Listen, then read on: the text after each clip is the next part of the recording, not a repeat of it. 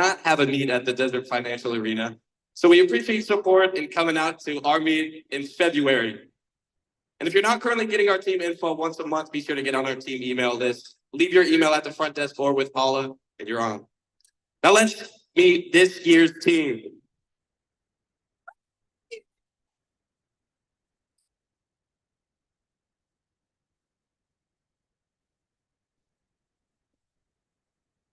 All righty, starting with the freshmen. All right, we'll wait.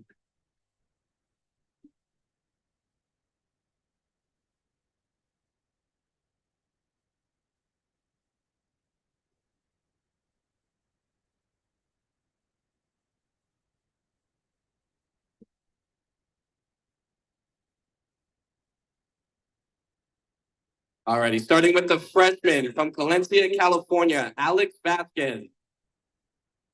From Phoenix, Arizona, Brandon Batanti. From Katy, Texas, Carter Phillips. From Las Vegas, Nevada, Connor Cope. From Chandler, Arizona, Connor Weems. From Elk Grove, California, Dylan Jones. From Bethlehem, Pennsylvania, Evan Lacey. From Eastvale, California, Jacob Gateb. From Gilbert, Arizona, Kamari Thomas. From Chandler, Arizona, Nick Acevedo Mendoza. From Tempe, Arizona, Noah Campbell. And coming all the way from Cairo, Egypt, Omar Atia. From Las Vegas, Nevada, Quinn Beaulieu. Apologize if I say these wrong. From Phoenix, Arizona, Raphael Morris. From South Weber, Utah, Ryan Grubsy. From Novato, California. I just read that. Oh, from South Weber, Utah is Robert Taylor. And then from Nevada, California is Ryan Grusby. And from Cream Creek, Arizona, Samuel Walker Jr. All righty, on to our sophomores. From Reno, Nevada, we have Austin Witt. From Canford, New Jersey, Brandon Heiser. From San Diego, California, Aoife Hodling. From Fremont, California, Isaiah Malay. From Sierra Vista, Arizona, Jethro Stobar Knox. From Tracy, California, Mark Davis. From Bozeman, Montana, Tucker Harris.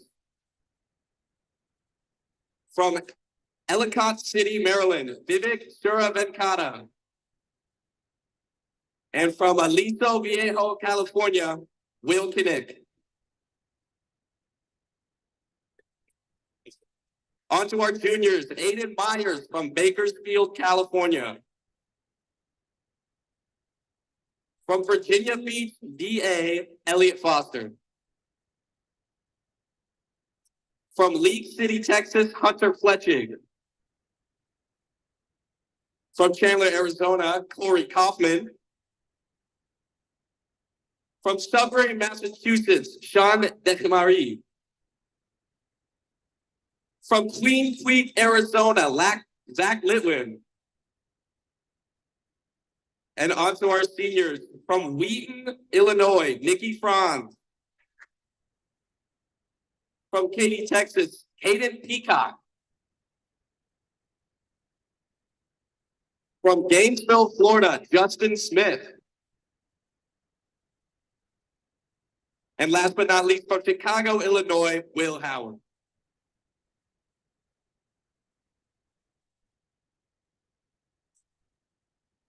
All right. This year's team captains, Hayden Peacock on the maroon team. Justin Smith leading the gold team. And Will Howard leading the black team.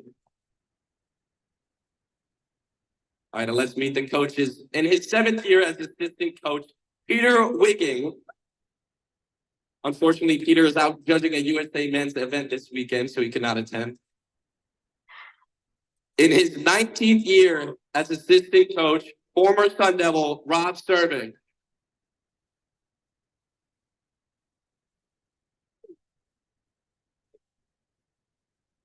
He's over there by the door, by the uneven bars. Alrighty. And returning back to help the coach the team after a 2-year break, making this his 15th year coaching the team, former Sun Devil himself, Evan Shaw.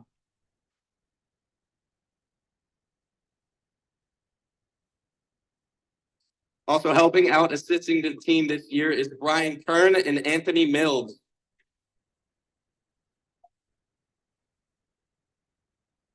And in his 45th year coaching this team, 32 years as head coach, Scott Barclay.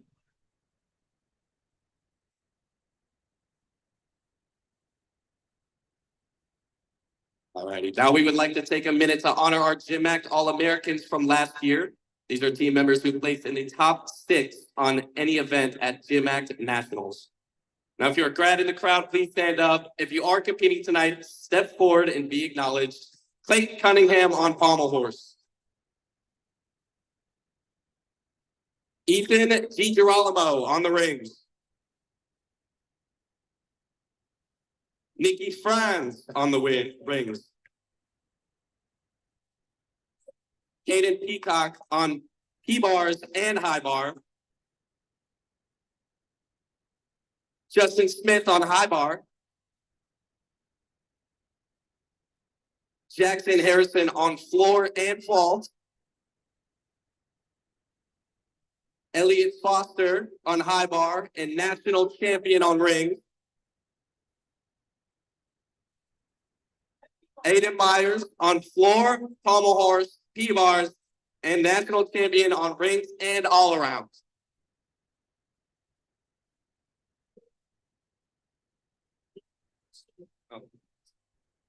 And a mistake here, Elliot Foster was All-American on P-bars, not rings.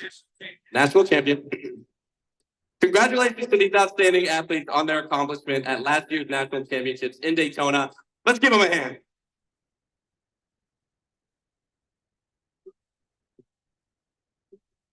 Alrighty, now if we could all please rise for the honoring of our national anthem.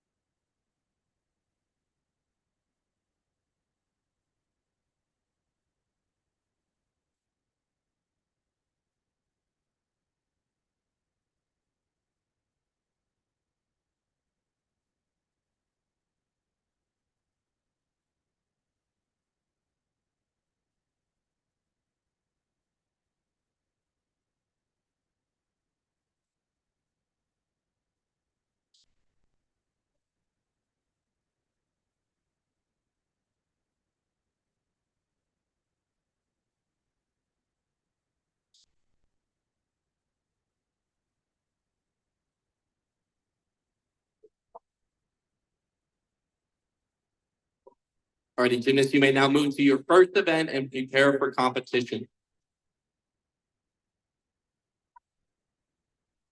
And before that, I would like to introduce our judges for tonight.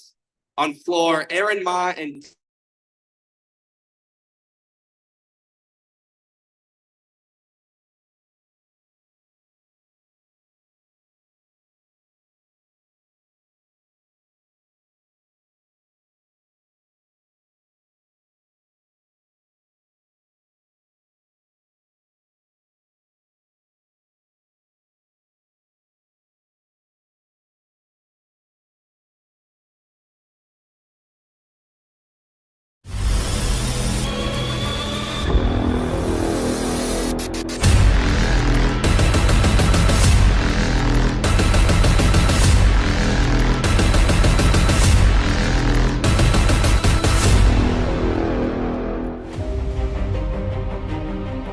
program was built on the ruins of a dropped, very successful NCAA program in 1993. Since then, the team has fought to protect their opportunity to further their gymnastics career while securing a quality college education.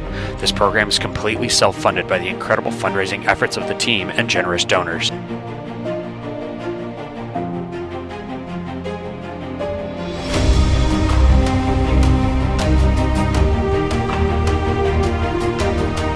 This amazing team is led by an incredible group of coaches. Returning for his second season as assistant coach with the Arizona program, alumni Peter Wigging. Returning for his sixth season as assistant coach with the Arizona program, Brian Kern. Joining us for an unparalleled 19th season, assistant coach Rob Cervic. Ladies and gentlemen, it is my distinct pleasure to introduce to you, going into his 30th season with the Arizona program as head coach, one of the founding members of GymACT. Ladies and gentlemen, head coach Scott Barclay.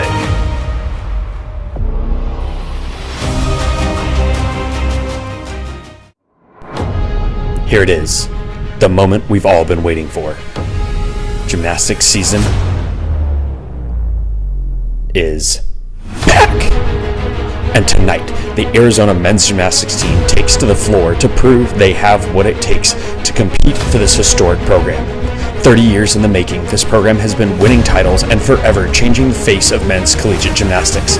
It takes everything in these athletes just to make it to this point, and now they will compete for their once-in-a-lifetime opportunity to add their name to the long list of incredible athletes that have helped shape this program.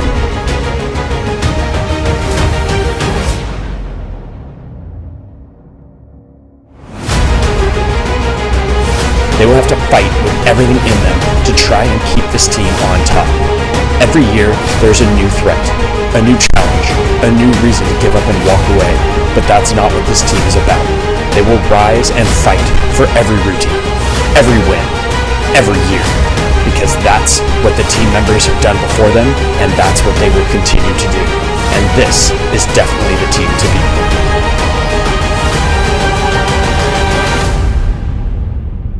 The Arizona men's gymnastics team fight to the top starts now.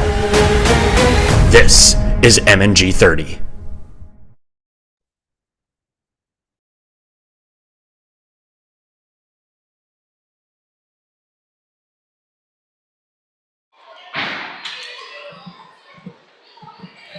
All right.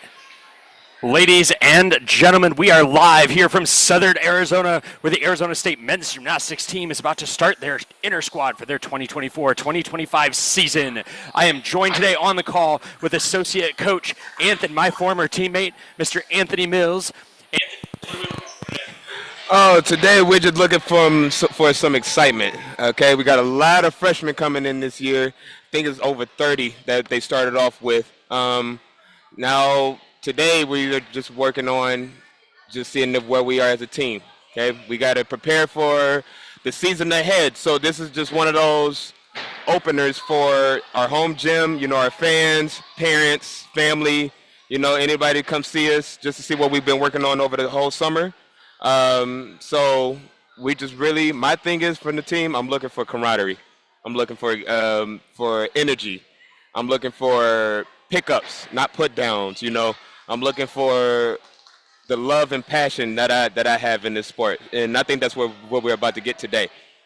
You know, I couldn't agree more, and, you know, I think it's just such an unbelievable experience for these young men, especially as a freshman. You've left your home, you're out on your own for the first time. I mean, Tone, you came to us all the way from Detroit. You know, yes. that's a long ways at 18 years old, and you get here, and this is a family. The college sports model, the college sports arena is so crucial, not just for the gymnastics. We're talking about young men. We're talking about something so much bigger than that, and that, I think, is what we're going to see today. If you notice, we've got scoreboards up all over the place. We're still waiting for our camera operators to make sure everything's locked and dialed in. We're going to get more in as soon as they get going. The athletes are on a 2-minute touch warm-up.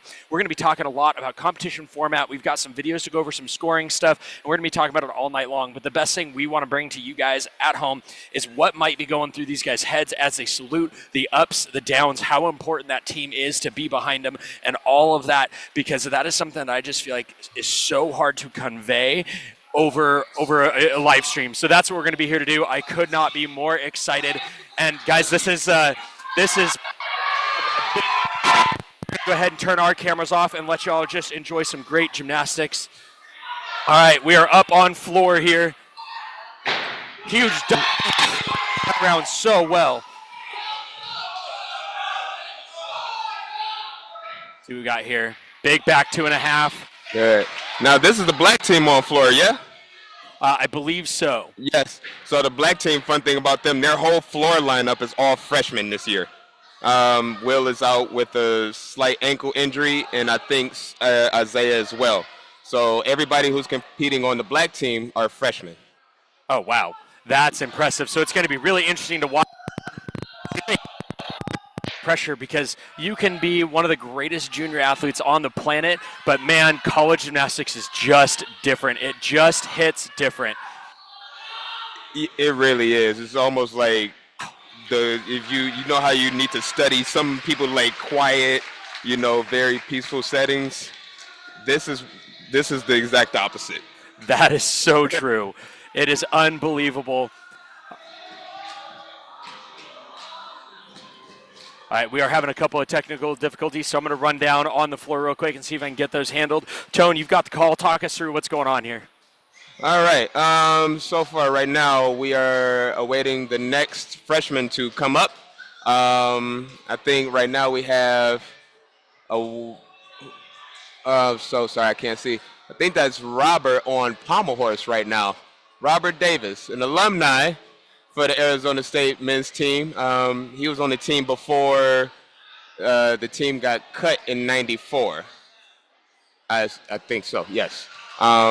He just finished up. And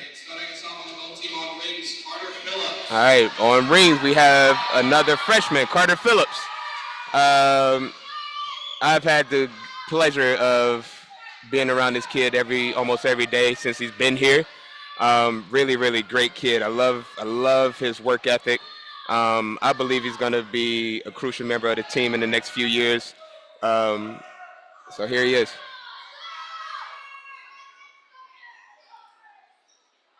Good pop dislocate to front uprise. Nice L hold. See, on rings, you really, really want to look for lines, making sure everything is straight while you're doing your strength skills, especially like an iron cross. Your shoulders need to be parallel with the rings, or horizontal to the rings, I'm sorry. Good, beautiful handstand. Nice, clean, straight arm giant. Up, little struggle, but he's a fighter. He got it. Good, caught himself. Here's the dismount. Nice small step on the dismount, but everything was clean. On floor, Kamari Thomas for the black team. Up next, we got Kamari on floor. He's also a freshman from Gilbert, Arizona. He's actually out of USA Flair's gym. Kamari is actually one of the first kids I coached when I moved to Arizona and I started working at USA Flair's. Boy's a strong kid right here. He's a freshman. And he's fighting for a gold team lineup spot, which he's pretty close to doing. Now, this maroon and gold isn't a. This is no. This is not a competition to see who's going to make gold lineup or maroon lineup. This is just to showcase their skills, their routines, and for them to know where they are and how to. Nice small step off the floor for Kamari on this 2.5 twist. But this is just to see where we are individually. Nice stick. One thing I do like about his tumbling, he's very, very focused on landings. His landings, he tries to fight for it. He may not get them every time, but you can see the effort he takes into all of his landings.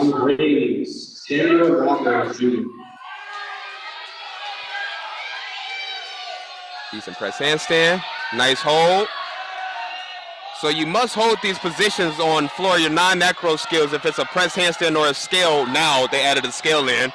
You must show that position held for at least 2 seconds before moving on.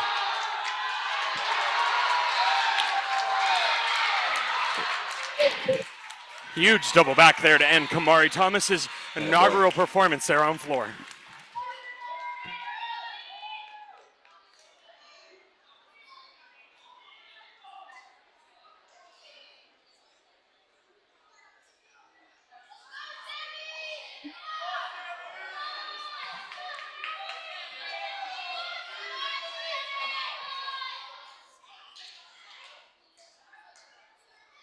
Up next on rings, we've got Sammy. Sammy's a freshman on the team this year. He was actually one of my junior Sun Devil boys here at Aspire. And Tone, Sammy's a fun guy to watch. He's extremely powerful. And sometimes he does struggle a little bit keeping that power under control, but he is so strong. I'm excited to see him on this event. It's one of his better ones. Crazy that you say that. This whole summer, over the summer, and the main thing that I've been trying to help him work on is that it's rare that you deal with a kid that has too much power and doesn't know how to control it. But Sammy is one of those guys that you actually have to tell to tone it down a little bit, no pun intended. That you got to that you got to bring it down just a notch so you can hit your skills. Kid is amazing. You know, he learned a front upright Diam in like 2 days. That is a big skill to learn in only 2 days. Exactly. So, yeah, this is gonna be exciting to watch this year. And, we're seeing a little bit of a lull in the meet, and this is very hard to avoid. But this year there were so many changes to what's called the code of points. It's how the judges know how the score is factored and everything. And so these judges are going to take a little bit of time to really sink into these new rules. For example, Tony, you mentioned that there has to be a single leg balance element on floor. GymACT has actually decided they don't have to have that. So if we see that today, it's because guys are thinking about heading on to U.S. championships or qualifying the national team. And so some of this routine construction is going to be really interesting as we see where guys are headed. What are they focused on during these events? So, like I said, we're at a little bit of a lull just because we're still trying to get everything locked in and dialed. The judges are working really hard to make sure they're kicking out accurate scores. But here we go. Speaking of the still rings for his inaugural freshman performance, trying to earn a spot on this lineup. Let's see what he's got for us, Tone. Nice big back upright straddle plunge. Still that well. Extremely well performed. Arms staying completely free of the straps there. If you see the gymnast's shoulders rub on the straps at all, it is a very large deduction. Nice giant. There's that turn in we were talking about. Just checking that. Staying calm. And see, on rings, when people think about rings, they think about strength and just everything's supposed to be about strength, when in all actuality is both swinging and strength. Some guys are that's their niche. That's how they compete on rings. They do a lot of swinging skills. Some guys like the strength part a little bit more, so their routine may be considered more of strength. Now on rings, you can combine the two, and you will get like how Sammy did a back upright plunge, that swing and the strength. Nice double full stick. Robbie here on floor, another local Arizonan guy. Actually, he's moved here with his family just a couple years ago. He was actually going to be one of my junior athletes, and unfortunately, the drive all the way out to our facility couldn't make that happen. But great kid, incredibly nice form, as you see there in that flare work. We're going to see some of that where you see a lot of the same skills on pommel horse and on floor, and that's how you know that's somebody we're going to watch out for in the next rotation when black team goes to pommel horse. They're going to be somebody we're going to watch out for, and we're going to see what he's got coming for us here in the next rotation. Small out of bounds there, not the end of the world, only 1 foot. Stay on your feet, There you go. See, that's the kind of thing from a coaching perspective you're looking for. He didn't just give up and fall. He handled the pressure. He got his foot under him. He took a 5 instead of a full point. That was incredible. And that's one thing I love about Arizona State. We fight. And that's all we know how to do. This has been a tough team for years. For years, this has been a tough team. Everything we do comes with a little fight. Everything we try to earn comes with some fight. And it shows that in the routines. Absolutely. You see these teams get fired up and behind each other. There's just nothing else like it. These guys are on fire. And it goes back to what I was talking about earlier, that camaraderie, that family that you get. You move to a whole other state. You're scared out of your mind. You've got a purpose, but then you show up and it's like, oh, I got 50 new best friends. And, it's just like any other organization. Sometimes they get along and sometimes brothers fight. But at the end of the day, if somebody needs one of us, we're there. And that lasts forever. It's incredible.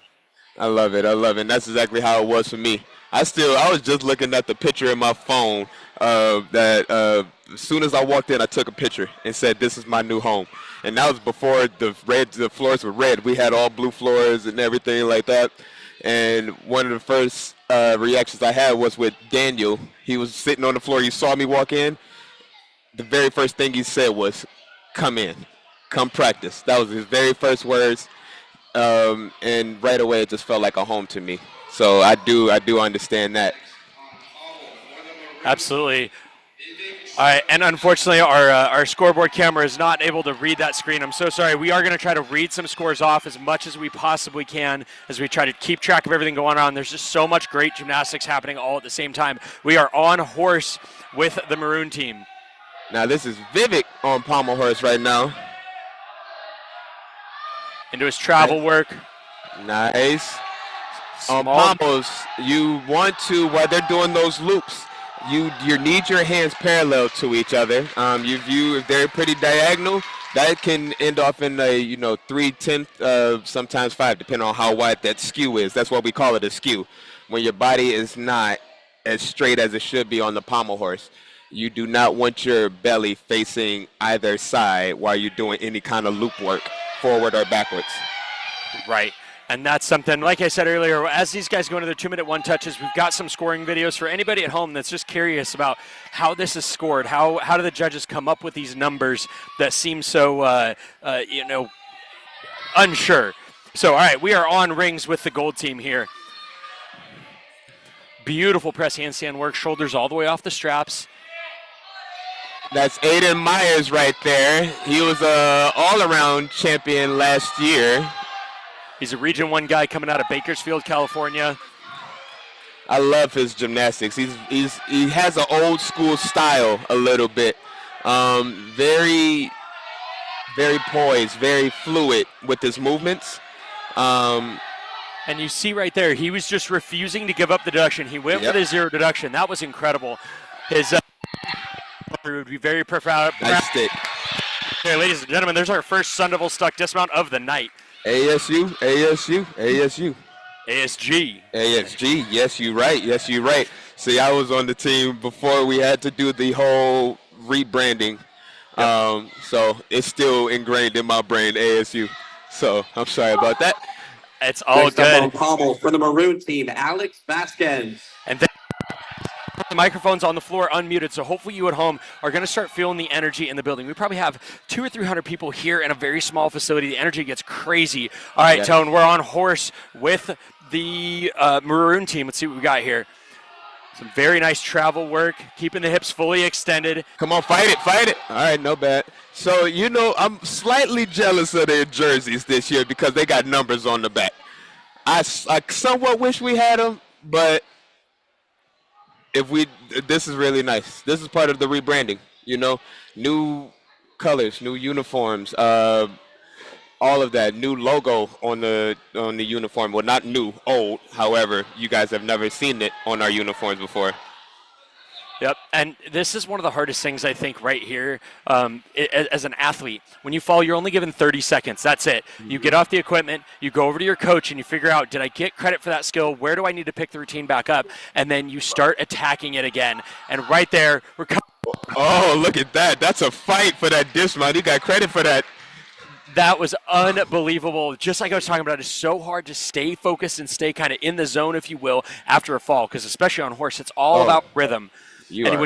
when you disrupt that rhythm and maybe he only had 3 skills left, trying to find that rhythm to hit a good dismount is so hard. Correct. Rafael Morris. So yeah, well, like how you said, a fall on pommel horse is one of the most difficult things as far as jumping back on, because if the skill is not completed and it needs to be completed, whatever kind of skill it is, you need to end with a complete circle right after that skill. And if you don't, you have to, even if you got all the way really close to the end of that skill, like for example, a Magyar. If you get all the way to the pommel and fall off before you hit leather, you got to do it again because the skill is not completed. Or some people take that fall. Back over here on rings. Very nice L seat position, fighting for his ring turn right here. He's struggling. Oh. All right, now what are we doing? We got an iron cross right here. Very nice.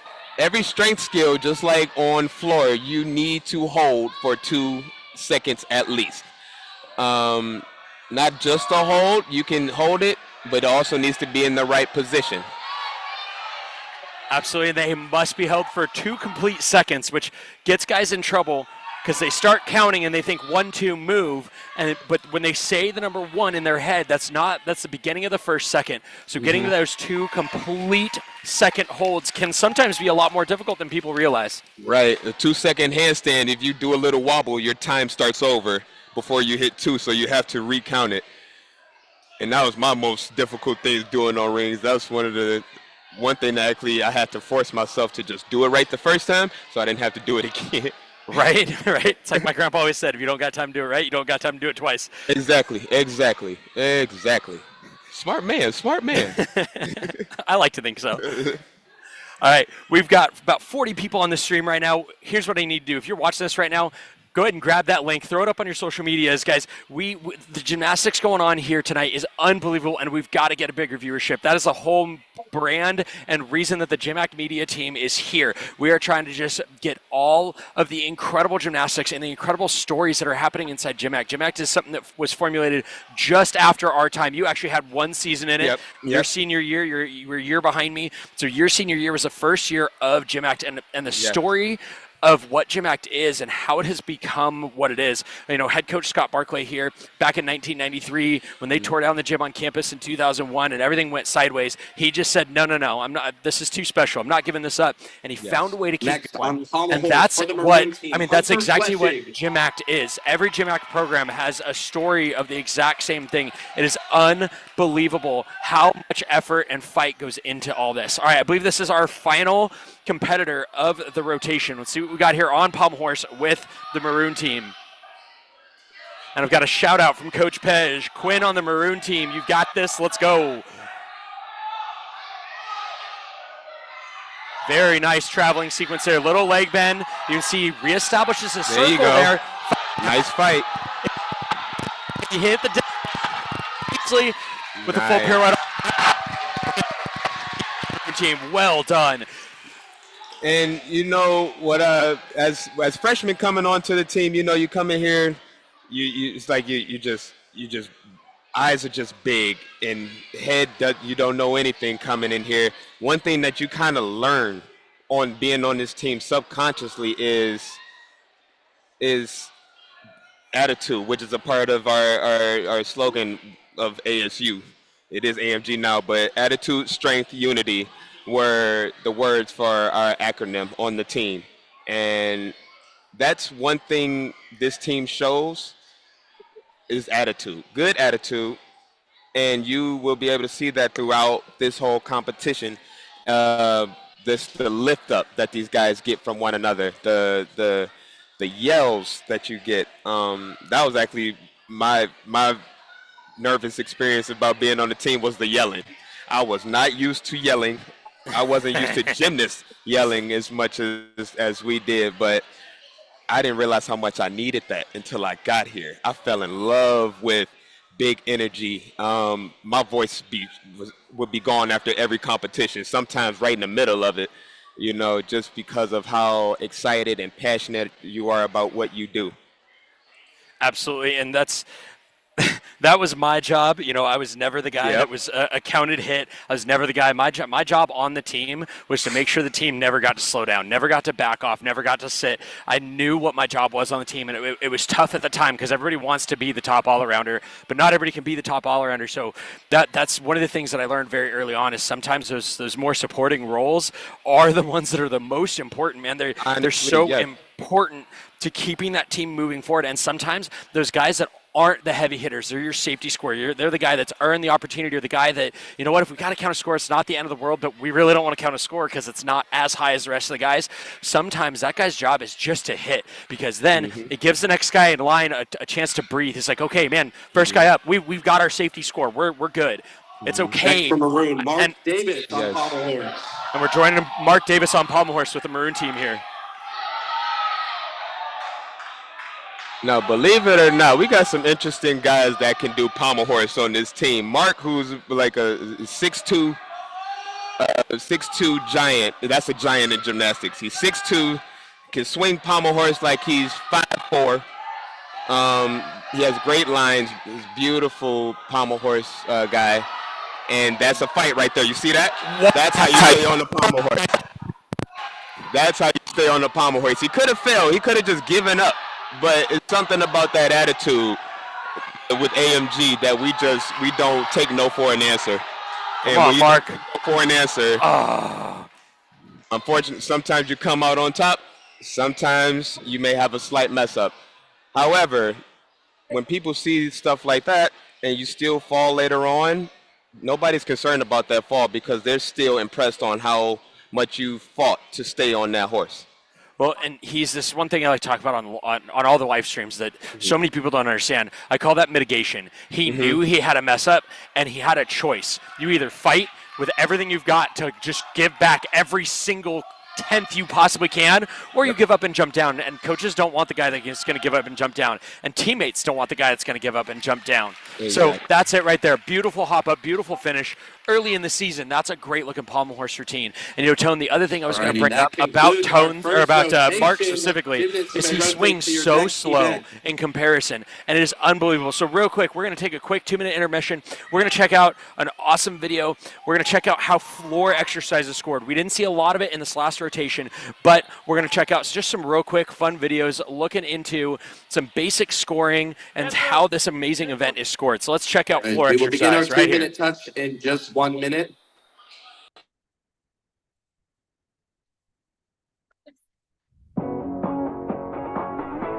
Floor exercise is an action-packed cardiovascular draining sprint. These athletes only have 75 seconds to perform as much difficulty as they possibly can, ranging between 4 element groups or types of skills.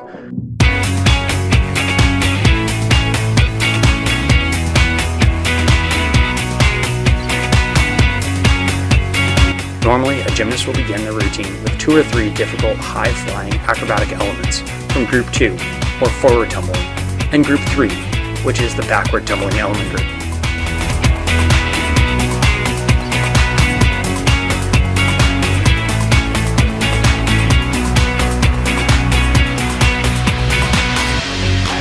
Then normally catch their breath with a skill or 2 from element group 1, which is a non-acrobatic element group.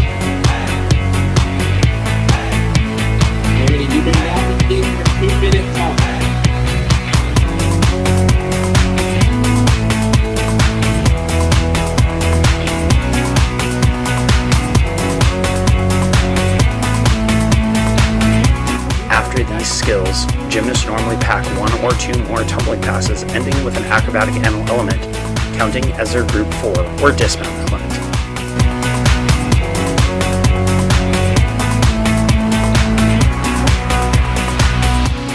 There are some strange things judges deduct on this event that most fans may not know about. If an athlete stands in the corner prior to a tumbling pass greater than 2 seconds, the judges deduct points from their execution score.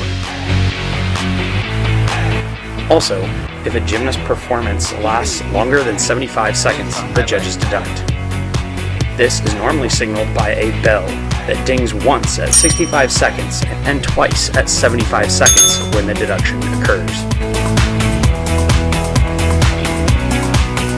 Also, each athlete has to use the entire area provided, meaning they have to use both diagonals and transition between the two during the routine, making contact with each corner of the floor.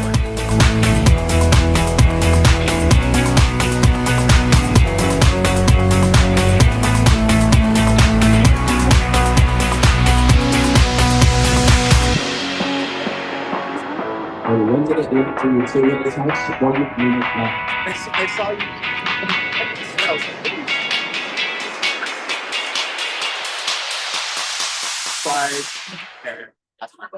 Super.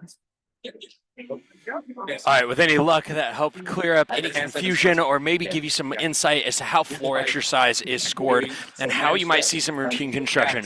As I mentioned, there's some huge rule changes this year, so we're going to update that a little bit. It is now forward flipping, backward flipping, and twisting are your three main elements on floor, along with your non-acrobatic. So those are the ones we're looking out for. That's what we're going to be looking for on floor exercise. This is a high-flying, very risky event. The amount of force on the human body during a tumbling pass is unbelievable. It is very much right on the edge of bone breaking, and it is one of my favorite to watch because it is pure rock and roll. It is heavy hitting and it's very fast paced.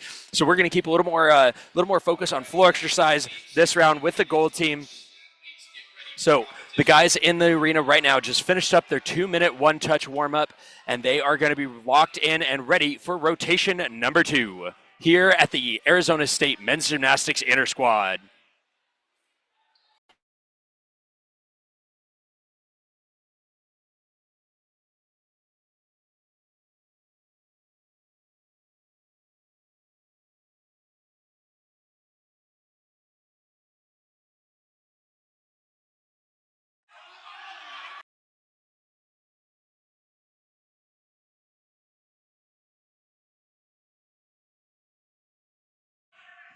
All right, we're on floor exercise right here with the gold team looking for some sticks there in the corner. All right, you see the athlete has to use that full floor exercise going down the side. They've got to go as close to parallel to the baseline as they possibly can. In the corner, this is what is unbelievable. The event is only 70 seconds long, but oh my gosh, I have run 10Ks across the desert that take less energy than this right here. We're down to another side pass all the way down. That 1 1/4, haven't seen one of those in a long time. Looks like it would be very painful, but as long as you're tight when you hit the floor, it doesn't hurt that bad. However, if you get loose, the floor will punish you. Holding that hold, really nice execution. Some great power here from the gold team on floor. See what he's got coming in. This should be his dismount last pass. Nice big back layout. Oh, we've got one more. This has been an action-packed routine. There are so many passes squeezed into it. There was the double bell just over time. Not very far, probably only a 3/10 deduction. Very, very action-packed floor routine there from the gold team. Now, even as a gymnast for me, you know, you would hear the bell, but I never knew, I didn't try to pay attention to that kind of stuff, but I never really knew how many, like, the amount of deductions you get after that bell. Would it be like 1 per second? Or how does that kind of work? Is it 3 per 5 seconds or something? I believe it's a sliding scale. I believe it's 1/10 for the first 3 seconds, Okay. 3/10 for 3 to 5, and then I believe it's 5 if you go over 5 seconds. I'll have to verify that with the GymACT code, but this has been a really nice palm horse routine. Nice dismount up and off. The black team throwing down right there. Very, very nice. And like you talked about earlier with Mark Davis from that last rotation, if you watch this, he walked away from the horse. That horse comes up to that, I mean, he comes up to his chin, comes up to his shoulder.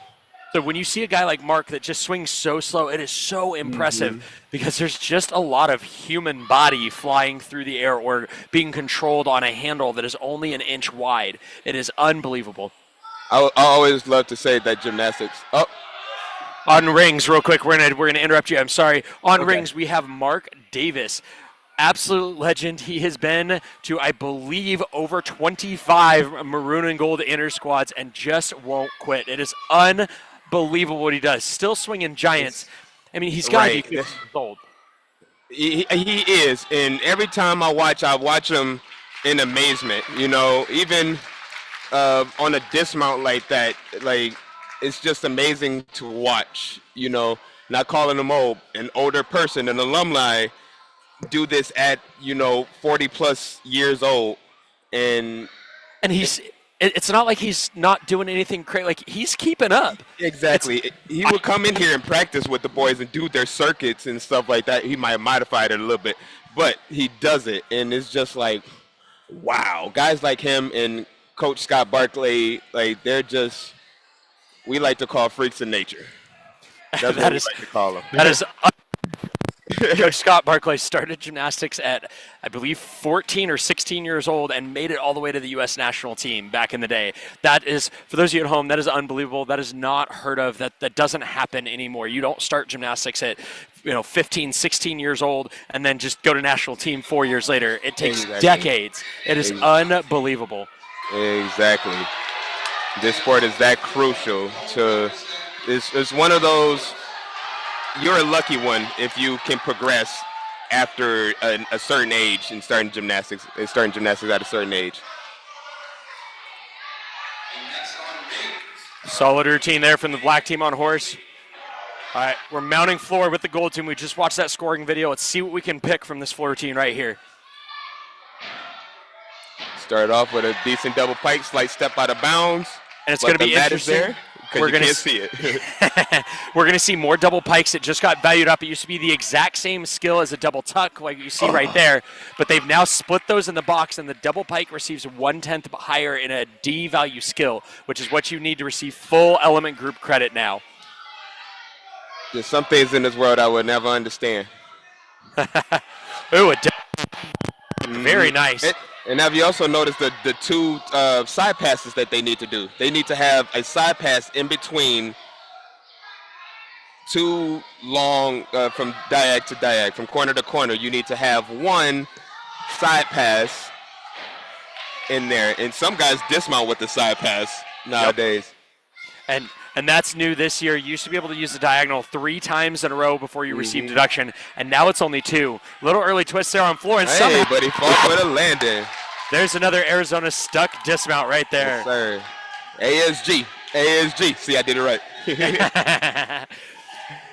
And there in the maroon team camera, when somebody on the team sticks, either a team captain or a coach calls out, that's another Arizona stuck dismount, and the entire squad. Time I got a stuck dismount was actually floor. Yes, I do. Floor finals in Australia. Oh my God.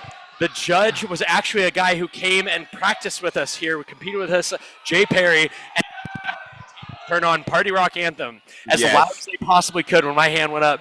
I have never worked so hard to stick in my life. And I stick, and I hear head coach Scott Barkley, there's another Arizona State dismount. I almost cried. It was probably my top gymnastics moment of my life, with a beautiful, huge routine from the black team there. Oh yes, that was an amazing moment for me to see you in, because as you said, you knew your role on the team. It was the hype man, making sure everybody stayed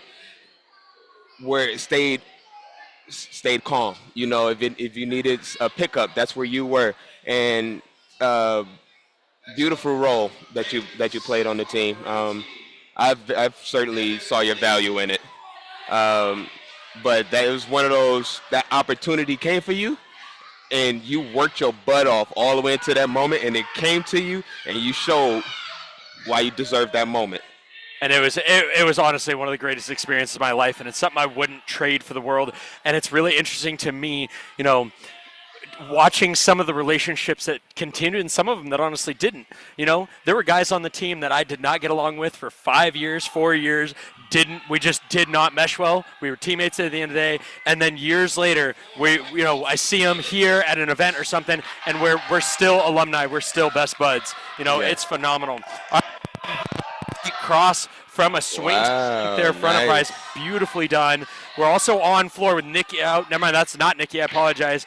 Huge double front on floor exercise there from the gold team. On still rings, holding our handstand. Floor exercise, hand down, but not a full fall. Yep. Got a side pass coming up on floor. You got a round off layout. Full twisting, double back, stick on ring.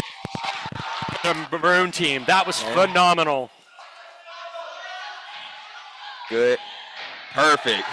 And one thing I like about these freshmen, they take corrections so well.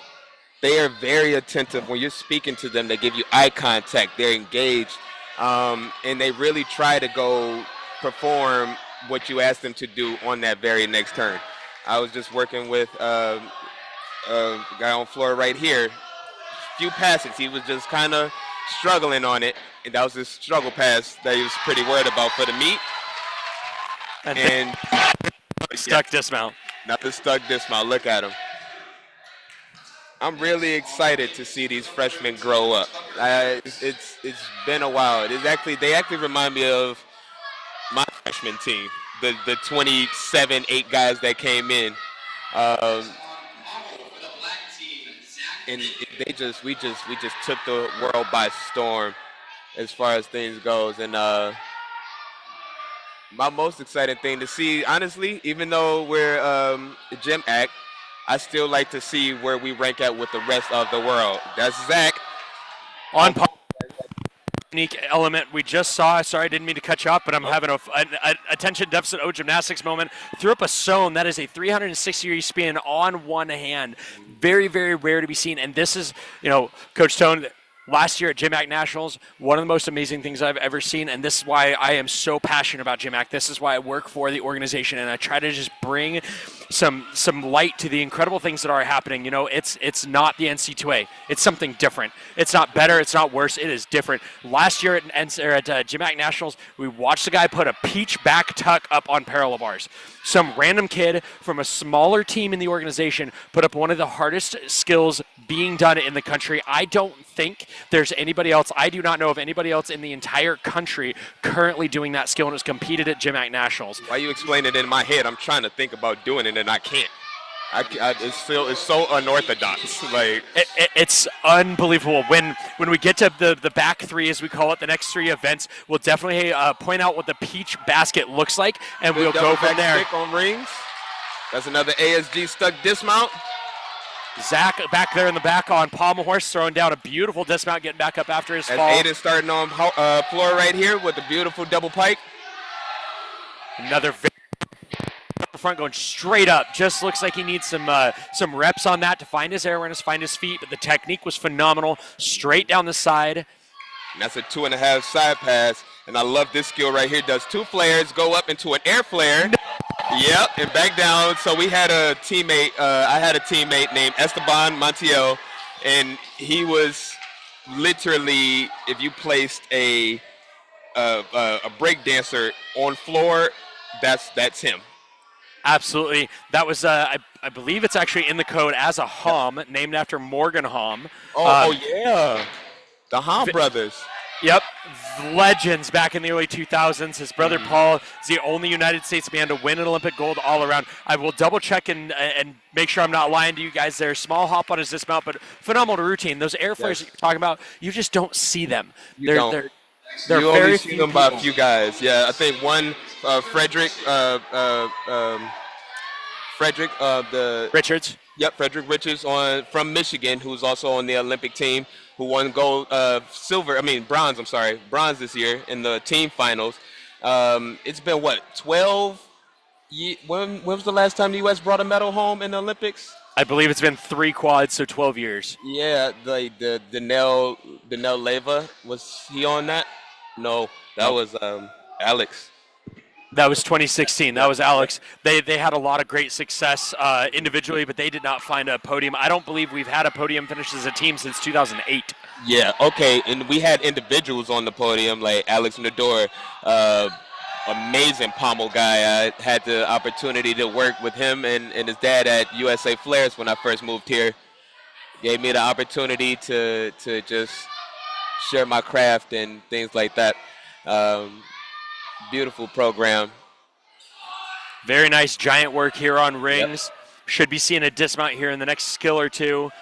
It is into the back giant. Fairly straight arms. Rings are turned out. This is a beautiful ring routine. Can he find his feet?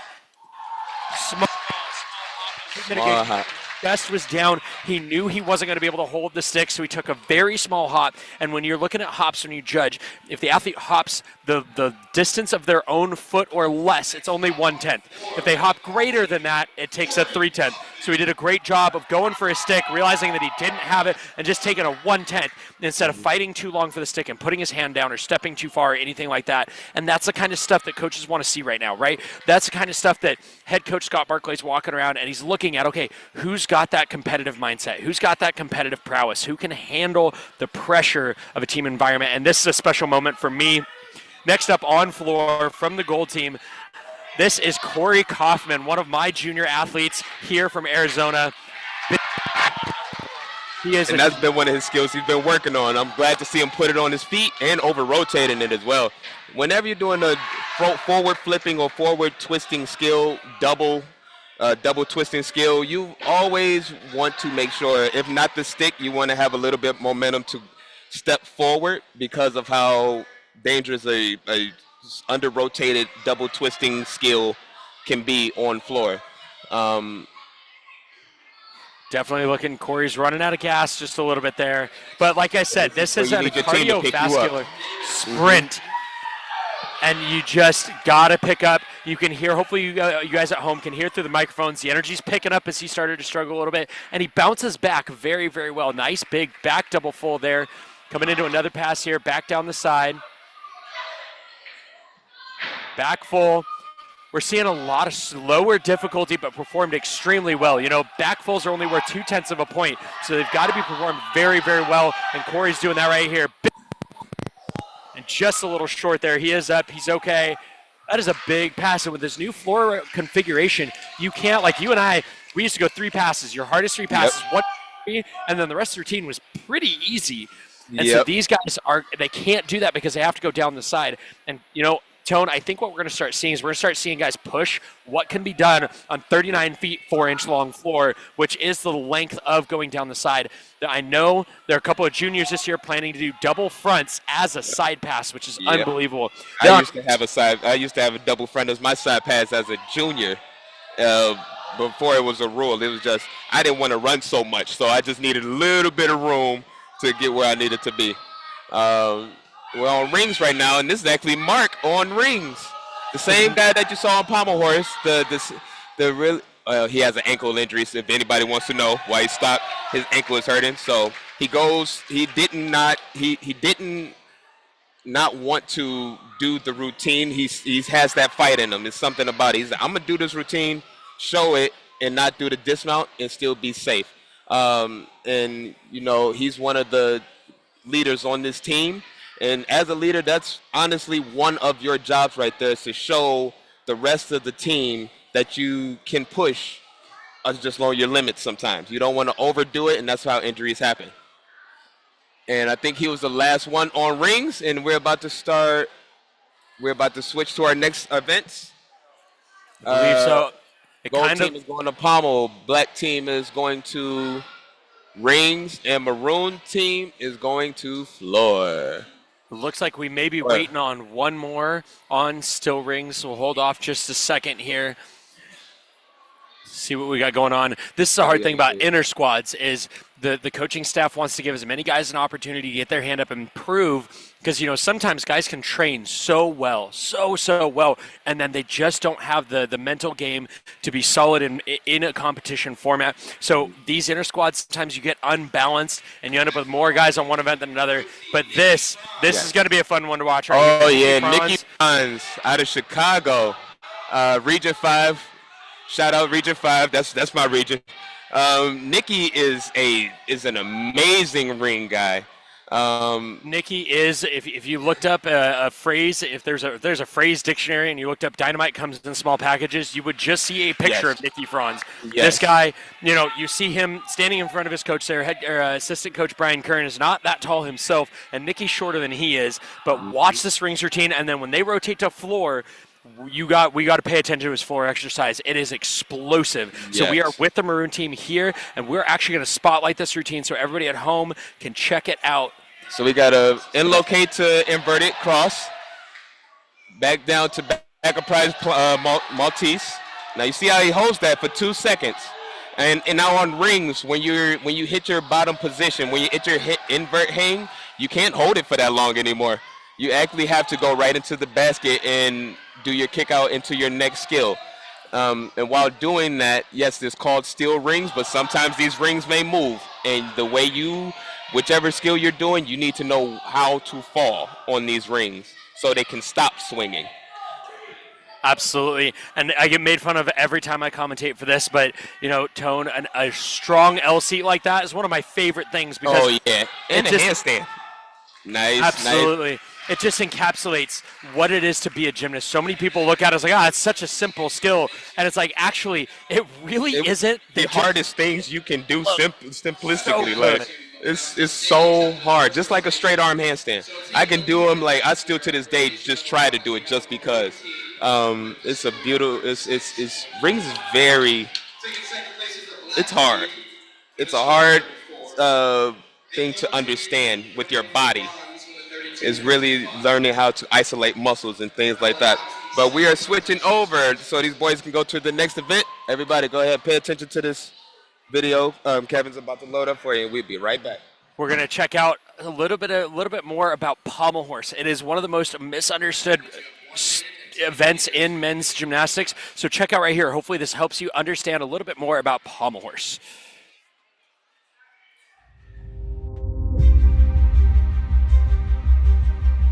Pommel horse is probably the most misunderstood event in men's gymnastics.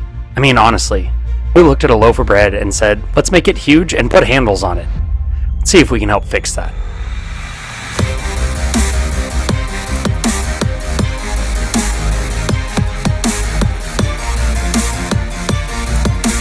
It can take 10 years or more for these athletes to master the most basic skill on pommel horse, the circle.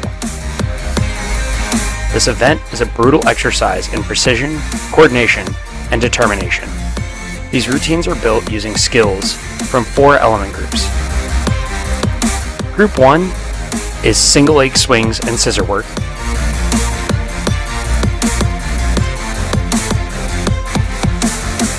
Element group 2 is the circling element group.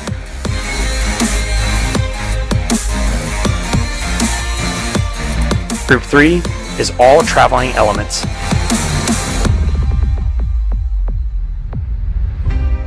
And, as it is on every event, Group 4 is the dismount element group.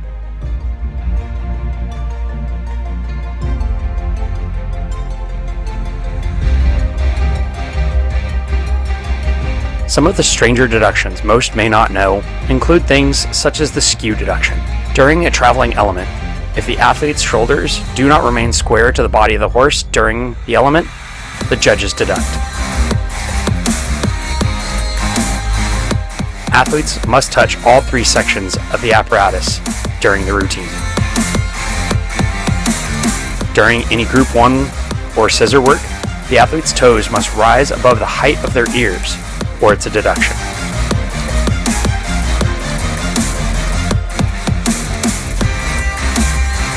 Even though pommel horse is misunderstood, after years of dedication to skills that look extremely simple and fighting through some of these strange deductions, when a pommel horse routine comes together and it's just what the team needed at just the right moment, it can be absolutely mesmerizing.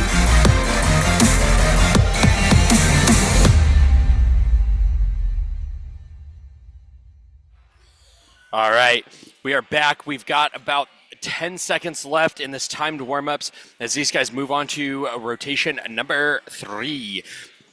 We just checked out that video on pommel horse. Hopefully that helps some people at home really understand the event a little bit better, because I do believe it is one of the most misunderstood events there is. So we're going to keep a little bit closer eye this rotation on pommel horse and see what the gold team's got going on back there. Now, we have the maroon team on floor, the black team is on still rings, and the gold team is back there on pommel horse. So this is the 3rd rotation. This is what we call, when we're done with this, we steal a term from golf, and it's making the turn to the back 3. We are starting on floor exercise with Mr. Rob Davis. We saw him on rings. This is unbelievable that Rob is out here competing floor exercise. This, it is a spring floor and it has foam on it, but Tone, you know as good as I do, that thing is not springy and soft when you think about it. Yeah, it's not, especially on a cold day. Or just, it should be. But however, when you're in here every single day with, you know, 30, 40 plus guys weighing over 140 something pounds, pounding on this floor, the upkeep of it is it's pretty difficult. Um, but not just for him doing floor, anybody on floor. But do you know he's doing all 6 events today? No way. Yes, he is. That is unbelievable. Robert is doing all 6 events today. That's just unbelievable. It's hard enough to do that at 18, let alone I think he's got 3 or 4 kids, and Robert is just. He's somebody who was so fun to have in the gym when we were training because he's just out here. He has no ego. He knows what he is. He's a gymnast. That's all Yes. he is. And it is amazing. The last couple of years, he hasn't been healthy enough to do all 6. So it is absolutely just my heart is so full getting to see him just be out here doing what he loves. All right, we're back there on pommel horse with the gold team. And a nice swing going here. Little pike in the hips there. You want to see the hips at a full 180-degree angle, the whole execution of the routine. Not a bad swing. He's swinging a little on the slow side for my liking. I like the little bit faster palm horse swingers. That do a traveling element, call it a tong fei, up for the dismount. Very nice and clean. One of the biggest things that we've got to talk about on those dismounts that we're going to watch all night is that their feet cannot contact the body of the horse in any way. Their feet must, as they come around, it is not a press, it is not a strength skill, it is a swing and tone. This is another fun moment for me on rings. Kamari Thomas, one of my graduating seniors from my junior program last year, incredible athlete. He was one of the first kids I coached at USA when you guys hired me there when I came in 2016. Incredibly strong athlete. His body lines are unbelievable. His high bar dismount normally is not as in a college setting isn't going to be as big, but there are very few people who do it as well as he does. So here we go, full twisting double back. That's a stick right there. That's another ASG stuck dismount. And you know what? A lot. Yes. And so it is just amazing to see him come out here, put life on the outside of this building, and throw down for his team. That was a win he needed, and I'm just so honored I got to be here and see him throw down.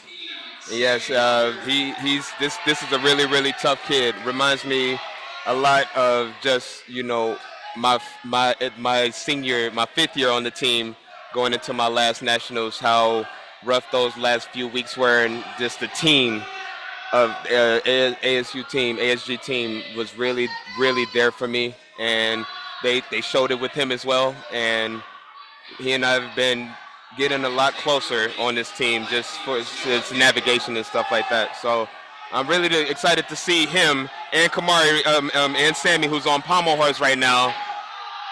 Now you see that, just like how you said, Kevin, your feet is not allowed to touch the pommels, and he knew that, and he almost did, so he had to make the adjustment. That was beautiful. Sammy as a junior athlete had all the power and all the big skills in the world, but he could not figure out his execution. That's what he struggled with, and it is so good to see him back there swinging very aggressively, but also really starting to look like a clean college gymnast. So I'm going to be really excited to watch Sammy over the next year or two grow into that, because in the junior program, most gyms don't put as much focus on the team, so your execution doesn't matter quite as much in most organizations and most programs. However, in this, execution's everything. Doesn't matter if you have some of the biggest skills being done if you can't do them well, and the math doesn't dictate that you're going to score better doing the skill versus not.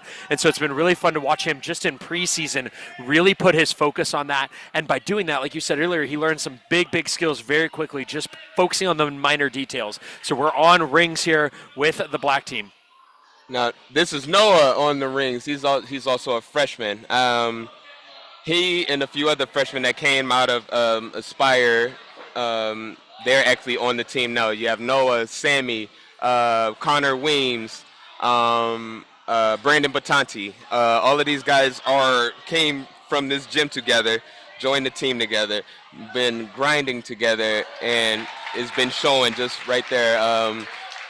Now, a lot of these skills, you guys, they may seem a little simple. However, like I said in the beginning, this isn't a day to throw all of your skills and dangerous skills and stuff like that. this is really seeing about routine construction, how things work for you, and is that how you're going to keep pursuing these skills, the routines later on down in season. So a lot of these guys, you'll see it later on, but they have some stuff in store for you guys. Just stay paying attention, and you will see. Who is this? We have Justin. Yep. This is going to be a Justin fun one. Team Smith. captain Justin Smith. It's been really fun to track his college career. Justin is one of those guys that Nice when you double look front. at what you're about to see, his horse and his high bar both, when he jumps up, you see something pretty basic, and then he gets trucking, man, and it is Yep. unbelievable. So we're keeping an eye here on Palm Horse with Justin, team captain of the gold team. Nice run. And Justin, he swings pretty slow as well. I know you were talking about that earlier. But one thing about these bigger guys, most of the ones that are bigger are going to swing slower. I guess it's the weight and the weight distribution, plus it's a whole lot of physics on pommel horse right here. And as you see, that was a nice hit routine by the senior captain, Justin Smith. And, it's reasons like that. That camaraderie right there. Looking at Justin, you would not think he would do pommel horse at all, let alone get up there and be on the lineup. However, that's one of the things I love about this sport. You never know what you're going to get from an individual. That's Will Howard, captain of the black team and the Sun Devils. Unfortunately, there, but Will put down a beautiful, beautiful ring routine to a stuck dismount. We'll get somebody to check on that camera here in just a moment. But and he's been suffering through injuries as well, so that's really impressive to see him get up there and shoulder injuries on top of that, and having to go up there and do rings, which is mainly all shoulders. So for him to get up there, he really wants to show his team that he can lead them into whatever, and no matter how he feels, he's always going to put his team over him. All right, next up, on-floor exercise for the Maroon team. We talked about him on still rings. This is going to be Nikki Franz. And earlier, we were up here talking while the promo for Pommel Horse was playing, and all of a sudden we hear this loud boom that just kind of like encapsulated the whole building, and we look up, and sure enough, it's Nikki. So when I said dynamite comes in small packages, this is it. And when Nikki puts his hand up, the one thing that I love about watching Nikki's gymnastics is when this hand goes up, he's gonna bring the boom, man. Yes. There's nothing. He's not gonna hold back. He's not gonna play it safe. It is all or nothing. So we're waiting for Nikki to salute there on horse as gold team remounts on pommel horse.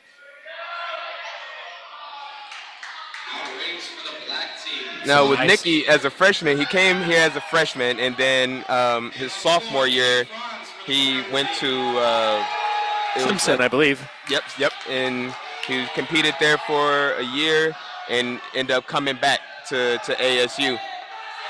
Here he is. Front layout, absolutely huge, and that's what I mean when I say somebody's going to bring the boom. It's him. It's going to be Nikki. Big back 2.5 there. It's good to see. Nikki, when he got here, was not the greatest twister. He could flip like crazy, but couldn't twist that well. So it's very exciting to see what he's put in and what he's worked on. And there it is. Beautiful strength hold, the straight flange, pressing all. Unbelievable how much strength that takes. Oh, my Lord. It's something. Fantastic Russian work there. Again, you see it on pommel horse and you see it on floor. And you see how intense he is with his body movements. That's what I mean by like Nikki brings it, man. It is great to watch.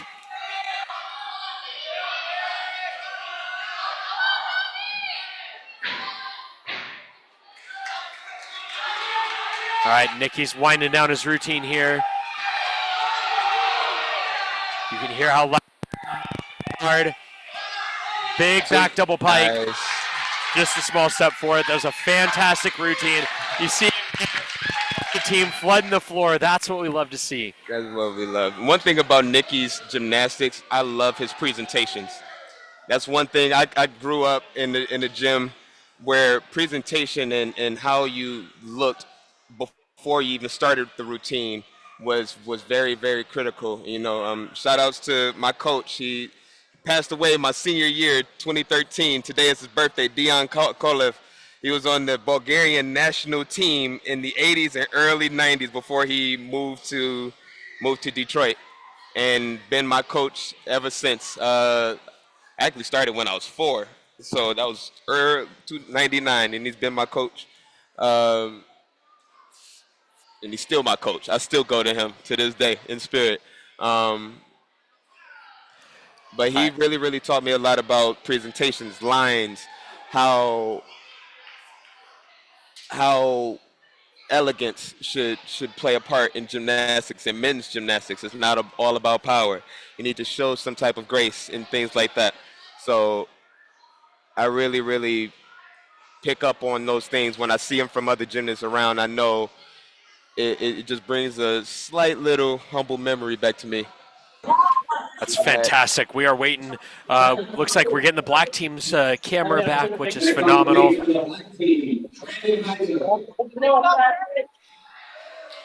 And it looks like just in time.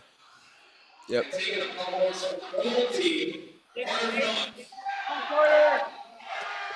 All right, we got 2 routines. We're up on rings and pommel horse at the same time. Let's see what black team has for us here on rings. I apologize that camera's crooked, but we get to see the gymnastics. Let's see what he's got for him here. Nice lower into it. Now beautiful iron cross, hands open, nice and flat. Strong hold. That little you guys see on pommel horse before these guys go, it's almost like the routine flashing before their eyes before they go.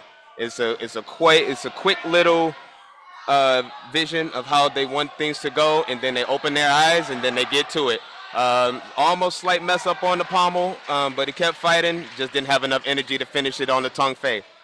Now on this skill right here, he should do the tongue fei over because he didn't complete the circle. However, sometimes if they won't do it, that's the deduction of no skill. And Kevin, you're the judge. Help me out. It's no skill and no. You get deduction for fall, obviously, but you also have to finish the skill. So a fall deduction and no skill, one thing like that can end up a point or more in deductions. Absolutely. And there he goes. He does repeat it, makes a great decision, and makes it.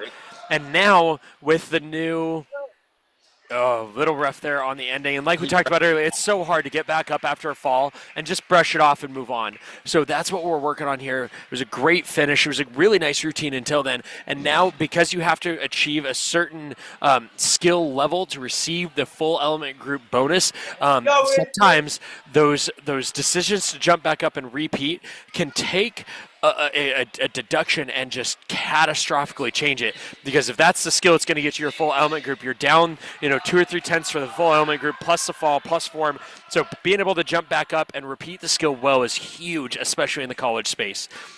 All right, black team here on rings. Let's see what we got. Beautiful kip to L.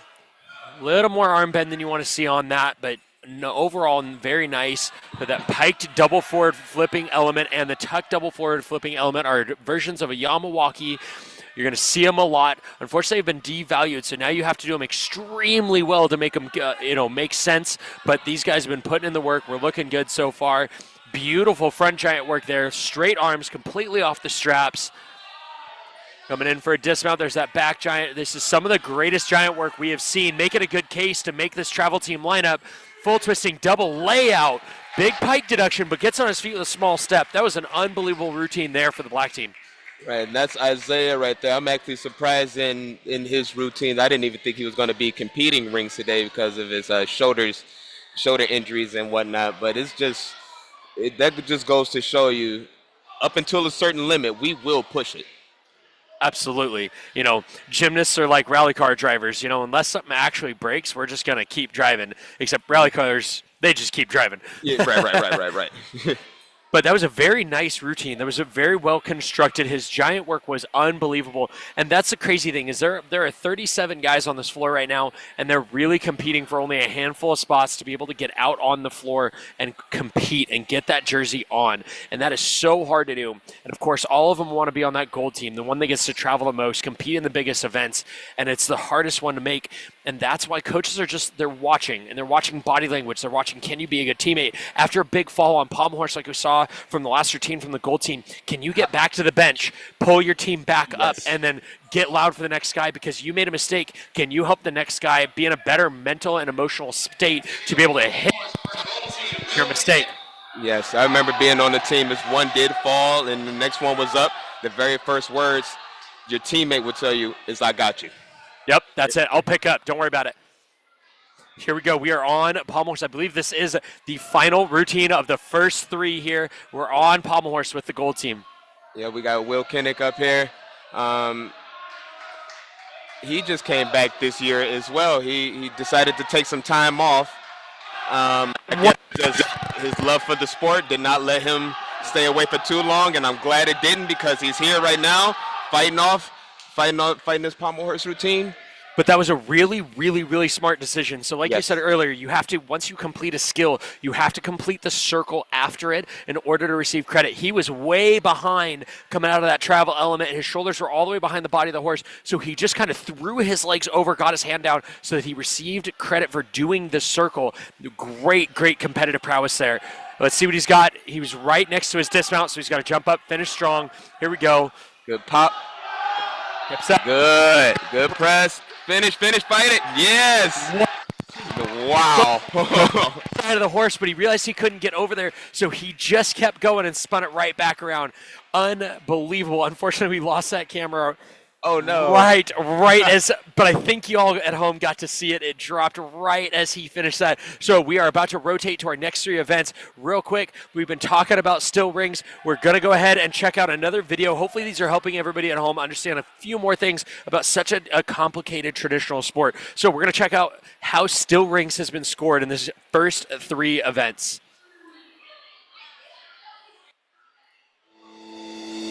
It has often been said that gymnasts are pound for pound the strongest athletes on the planet, and still rings is proof of that.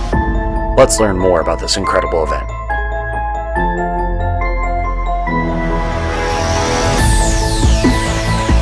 As with every event, these routines are built using 4 different types of skills, called element groups. Element group 1 is made up of all kip and swinging skills. Element group 2 is all strength holding elements. Element group 3 is any skill that swings to a strength element.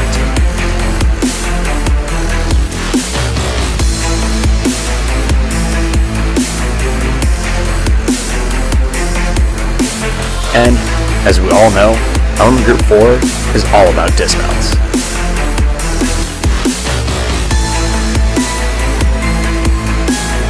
These routines normally begin with 1 to 3 incredible feats of strength from element groups 2 and 3.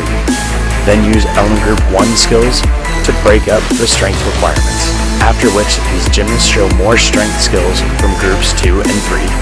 Then add 1 or 2 skills from group 1 in preparation for their dismount. Then, with their arms practically going numb, they add in their final requirement from group 4. Gymnasts must also perform a swing handstand on this event. Some of the less commonly known deductions on still rings include things like the hold requirement. All strength elements, including handstands, must be held for a full 2-second count to avoid a medium deduction.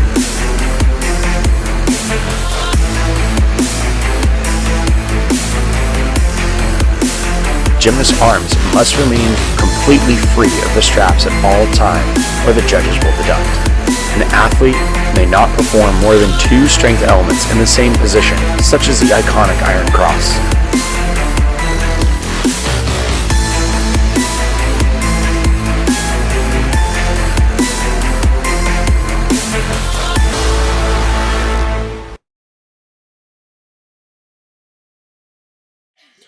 All right, we have the cameras getting moved.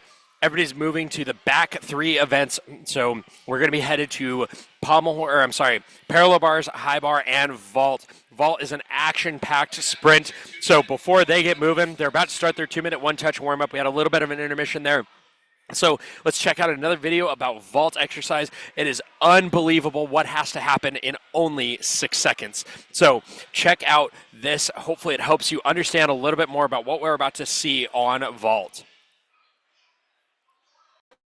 You don't have to be crazy to do this event, but it really does help. I mean, imagine running as fast as you possibly can at a stationary object, knowing that the precision of your last step determines your fate. Let's dig in. Vault is different from the other events because it doesn't have element groups. It's a one-skill performance. During training, gymnasts have 3 different ways to approach this event, literally. The first is a handspring entry. This is where the gymnast remains square to the table as they fly over it. The second is a round-off or souk entry. This is when the athlete quarter turns from the springboard to the vault table.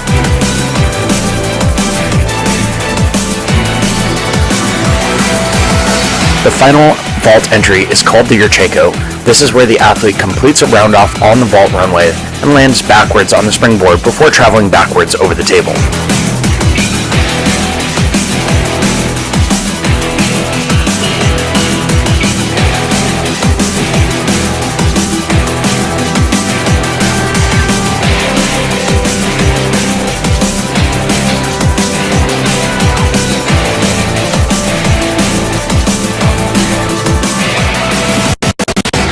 Vault is the fastest event, with the average performance only lasting 6 seconds. This makes it hard to catch some of the deductions. Like floor exercise, vault has boundaries, and there are deductions for landing or stepping outside of them. This means on top of the basic form deductions, vaults all come down to the landing.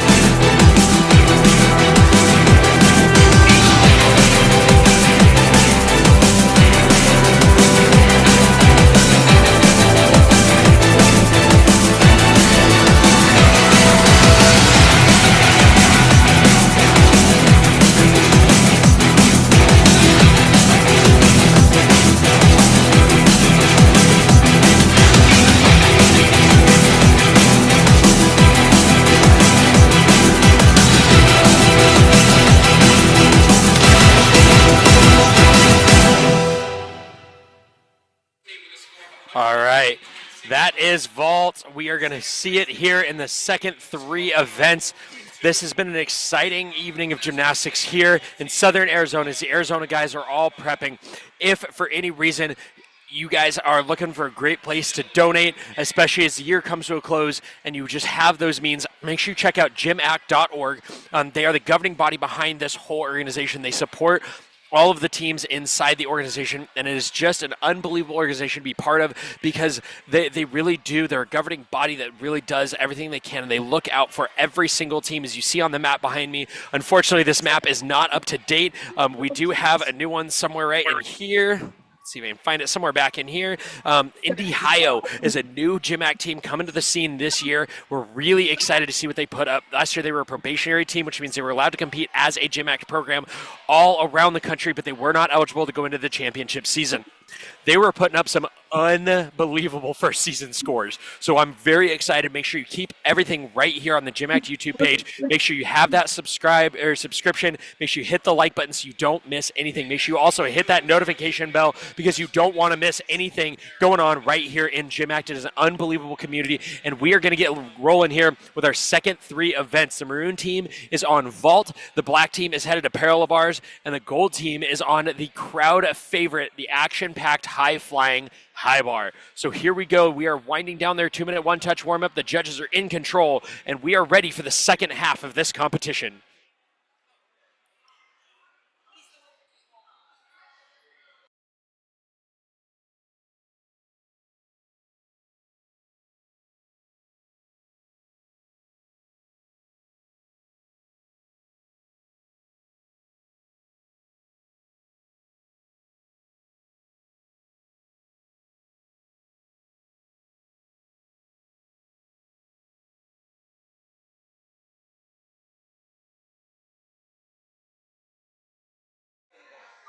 All right, and as we're prepping for this next set of competition, we do have a scoring update right here, and it's an interesting one.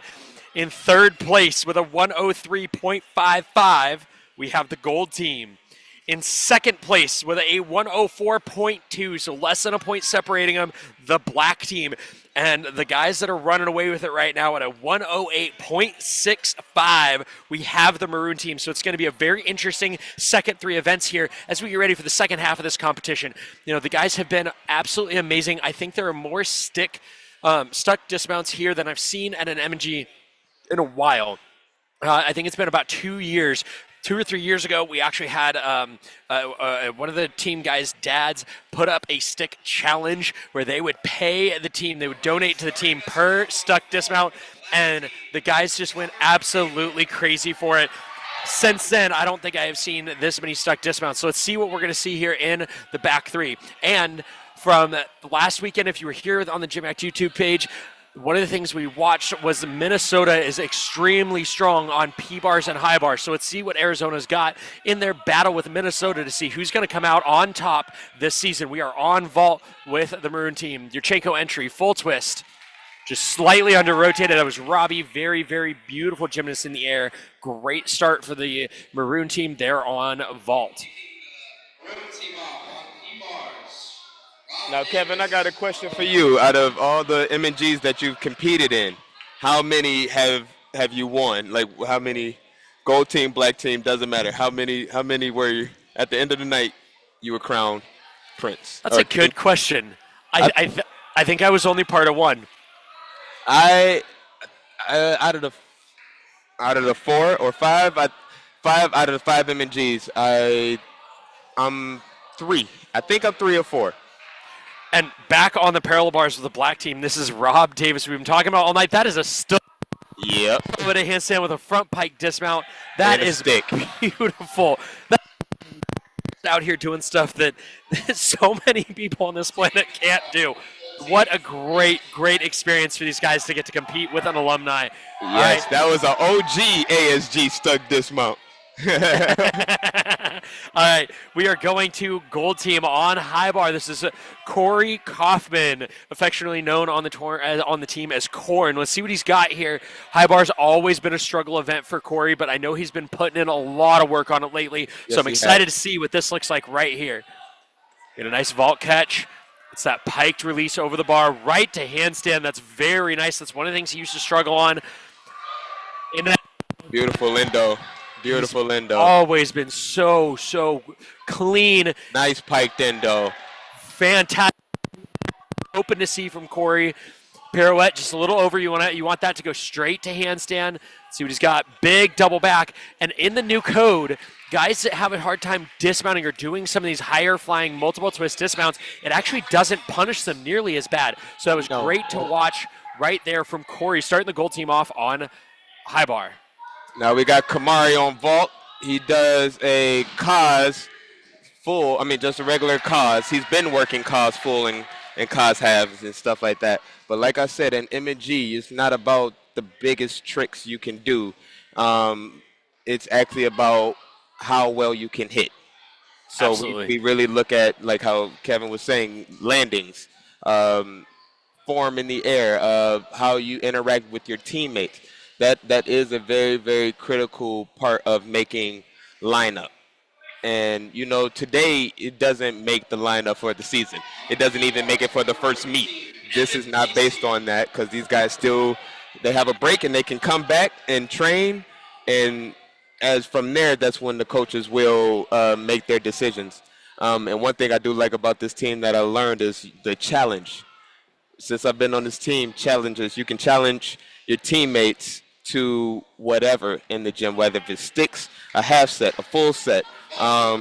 There's been times in competition where 2 people were neck and neck for a lineup spot, and one's got it, and the other one says, no, I challenge you for it. Whoever wins, they take that lineup spot, and it's happened.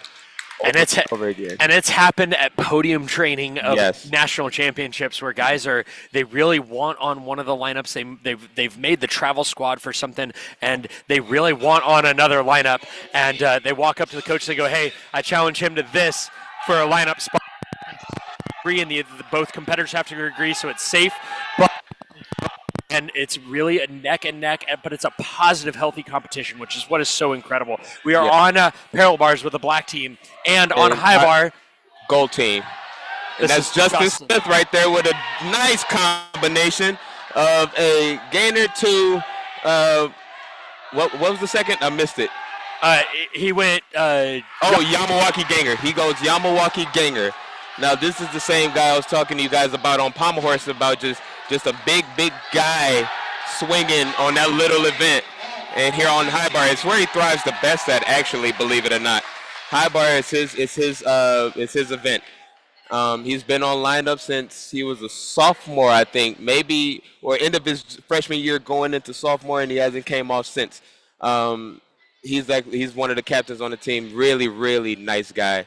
And just a workhorse. Every time I've come into practice to say hi or see anybody, he's the guy on the equipment more than anybody else, and it shows. That's why he's been on lineup. He's willing to put in the work, and he's willing to push, and he really does have some very, very nice gymnastics. I can't say enough about Justin. It's been an honor following his career here and keeping track of him as he's come through. And he came in as a freshman and just kind of definitely a freshman. He didn't know a lot about him, a lot of things, but was ready to be here and just took everything he could take, challenged everybody to everything, and just earned his spot. And these are the guys that are so much fun to watch and so much fun to see grow up and become, go from seniors in high school to men. And that's been an unbelievable experience for me being part of this organization. Yes, though he is a bit scary to spot on some things because of his size compared to mine, his gymnastics is just incredible. Like, it's amazing to even some of the skills that he wants to do and attempts to do or that he can do. It's just amazing to see because you're not used to seeing 6'1", 6'2" gymnast. Not only that, like a pretty heavy set gymnast on top of that, doing the events that you would only see the little guys doing. Like back on high bar. We're back on high bar. Speaking of which, we got Aiden with a beautiful laid out Tkachev. Beautiful. And I love those right there. That's one of my favorite skills. That's a straddle Tkachev. Going right into a beautiful stalder. Aiden really did show out last year. That's why he's all around. He was all around champion at GymACT. Really, really solid gymnast. All right, we got Omar. Now Omar is a freshman. He came here from Egypt. Again, so unbelievable. Right there on vault.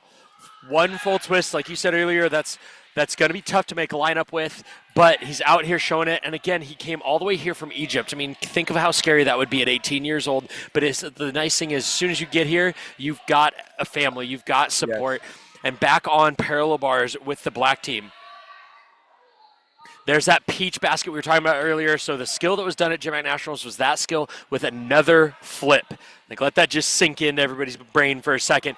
Unbelievable. Some just great gymnastics because it provides a bigger opportunity for more guys that have some of these unique things that maybe don't have the little pieces of the puzzle to be able to go on to different opportunities. It provides a different opportunity, and it is unbelievable to watch what these guys do when they get that chance.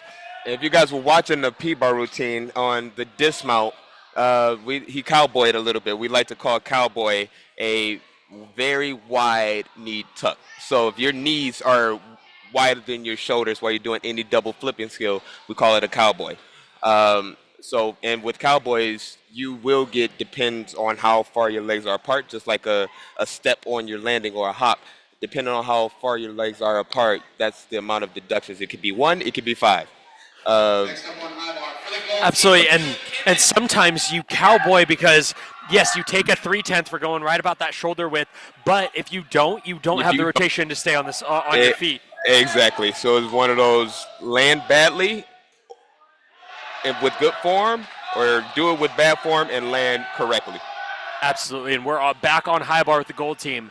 Big straddle Tkachev there. Fingertip Tkachev. That was a fingertip. He almost caught it with just the dowel of his grip.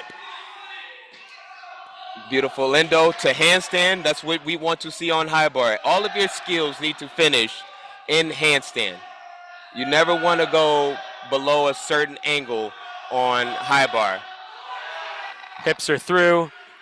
Wow, he laid off of the mat farther than supposed to, still on his feet.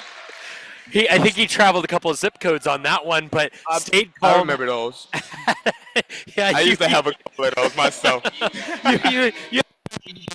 you states, but as long as you have your visuals, he put his leg super solid. All right, I believe they just announced this is Caden Peacock back there with the black team on P-Bars, team captain, and he is down by the bay right now, and he's ready to throw down. Let's see what happens here with Caden Peacock on P-Bars. He is unbelievable on this event. This is going to be phenomenal. Keep an eye on that black team camera on parallel bars, waiting for the judges, and this is another thing I like to talk about. This right here is being called iced out. You've gone through your mental prep, you're ready to go, you step up to the board, and the judges aren't ready. And that's not even a knock on the judges. They're in here. They have so many different rules to keep track of. They're making sure they're kicking out the right score, but if you can't, if you got to kind of watch the judges and understand their body language so that you're ready when they for 45 seconds to a minute, fully ready. It's like redlining a race car. You just can't hold it there. So here we go. It's one of those, that's in those moments, you practice breathing. You don't even go over your routine. You work on breathing. That's what I kind of learned through that. That's a peach to handstand. Slight bent arms, but he still made it through.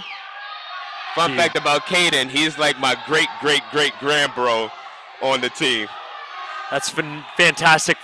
The team does a lot of things like a fraternity does, where we have big brothers and little brothers, just to guarantee new freshmen coming in have somebody to help them. Your big bro is somebody you go to and you're like, man, I'm struggling with this test. How like that? Big double pop. Nice. Phenomenal parallel bar routine back there. Beautiful body lines. And if you guys could hear how loud it got in here, it's because Caden also coaches a little bit here in the greater Phoenix area. So some of his younger athletes who have their inter squad this weekend also are here with him. So it's really exciting for these guys to get some of their younger guys here with them. And it's just such a positive environment where the younger athletes get to watch even just their coach go out and compete the sport. That's exactly, one of the biggest things, especially for me, because I was a coach as well. And my little boys would come in and watch me. It was the one thing that I really, really kept on, made my focus, is how they saw me. It wasn't my routines. It was what I did after the routines. It was the crowd, being engaged with the crowd, being engaged with my teammates, things like that. Knowing if they did see me mess up, how I carried myself when I was done and how I got back up and did it again. The same thing that we try to coach the youth, we still have to live by. And this right here is one great example for a great thing for Caden Peacock. He's showing his little boys exactly what he coaches them to do and how to act and how to be, and stuff like that. But going back to the big bro, little bro stuff, just like how we were saying, when you get here, you already have a family. And it's like, you go through the initiation of getting your big bro. It's a great feeling of feeling wanted, and having somebody you can turn to about anything outside of gymnastics. Your big bro wasn't for inside the gym. He was for outside the gym to guide you, help you, encourage you, and things like that. We got back on P-bars over here. We got what's called a Yamawaki. Pretty clean. We got a pirouette. And after the pirouette, even on P-bars, once you stand position, you must hold that handstand for 2 seconds. Kind of a slow Dion, but he was able to work that. Nice peach. And again, we've been talking about it all night, that competition prowess, the ability to have a Diamondoffer skill that's a little off like that, stay calm and still get his hand where it needs to go. Same thing, makes a fairly large error there and just handles it. And hopefully you guys at home can hear how loud. Big double pike dismount with just a small step. That was a great routine for an inter squad. That's exactly what coaches are looking for right here during inter squad. That completes rotation at number 4 for the 2024 Arizona State men's gymnastics team Intrasquad.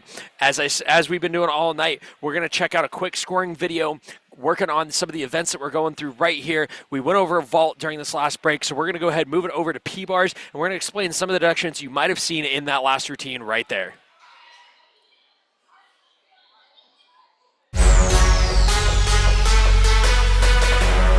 Parallel bars, or P-bars as many call it, is a great example of how gymnasts must have incredible balance, grace, and power, all at the same time. This roller coaster of an event shows a broad range of routine construction with no common order of skills in the routines. This provides an action-packed set that keeps spectators guessing. However, like all other events, it's made up of skills from 4 different element groups, or types of skills. Element Group 1 is elements through support position.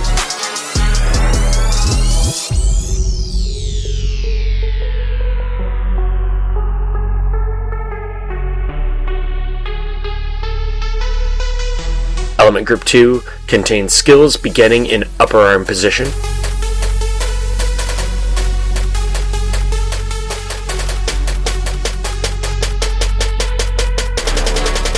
Element Group 3 skills are all elements in long swing.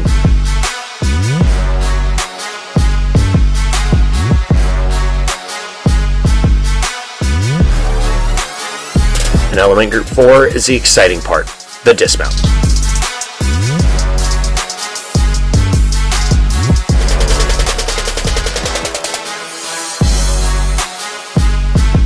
Some of the more subtle deductions on this event include hand movements. If an athlete's hands are not square to the bar and they move one to correct, the judges deduct. This makes for some exciting routines when athletes decide not to take the deduction and go into the next skill skewed. If a gymnast is transitioning from support skill to a long hang element, they must pass below the height of the bars before bending their legs to avoid a deduction.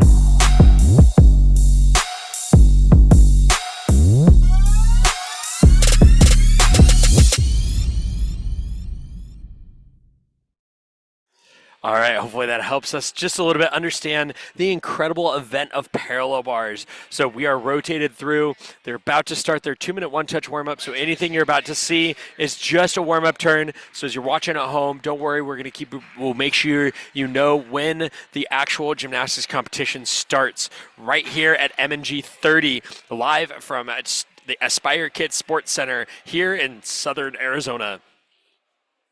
All right, the black team is up on parallel bars there. The maroon team's headed to high bar, and the gold team is on vault. We'll bring that camera back to you here shortly. They're getting it set up for you right now.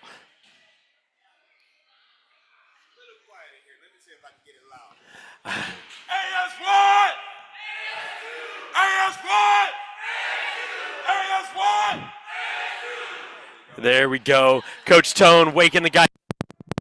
Extremely difficult because gymnastics is unlike any other sport. Sometimes you may have only competed one event at this point, and we've been here for hours. And so you've got to learn how to keep that energy up. And during warm-up, it's okay to have the energy down just a little bit, be ready to go. But man, when those hands go up, and one of the things that I've seen today, the team has definitely held better energy today than I've seen in the last couple of maroon and golds. And I think honestly, it's because they're fired up. They got dethroned as the kings of GymACT last year, and I think they want that title back. I think they're ready to take on Minnesota, and Minnesota has been such a good thing for GymACT as a whole.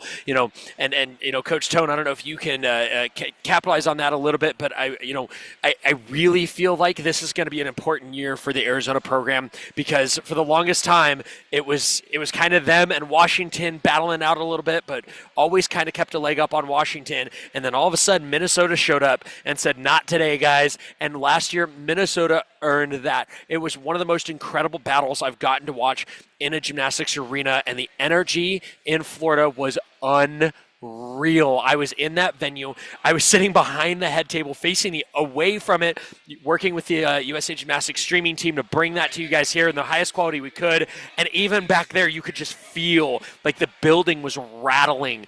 The poor girls trying to compete in the next hall over had to have just been so distracted. It was unbelievable. So if you want to see that live, make sure you hit the notification, the subscription, and the like button right here on the GymACT YouTube channel. We are currently working out another good deal to make sure we bring that all to you live, especially the championship meets. Southwest Cup will be here on the GymACT YouTube channel. That's a big GymACT meet down here in Arizona, hosted by Arizona. And then we will make sure, for sure, we have championship, Eastern and Western Conference championships coming to you live right here. And then we will bring nationals to you in an extremely high quality, so you don't want to miss it. Make sure you like, you subscribe. All your support is unbelievably appreciated. We can't do this without you guys, and these guys don't want to do this without you guys. So here we go. We are on vault with the gold team, waiting for their camera to go live.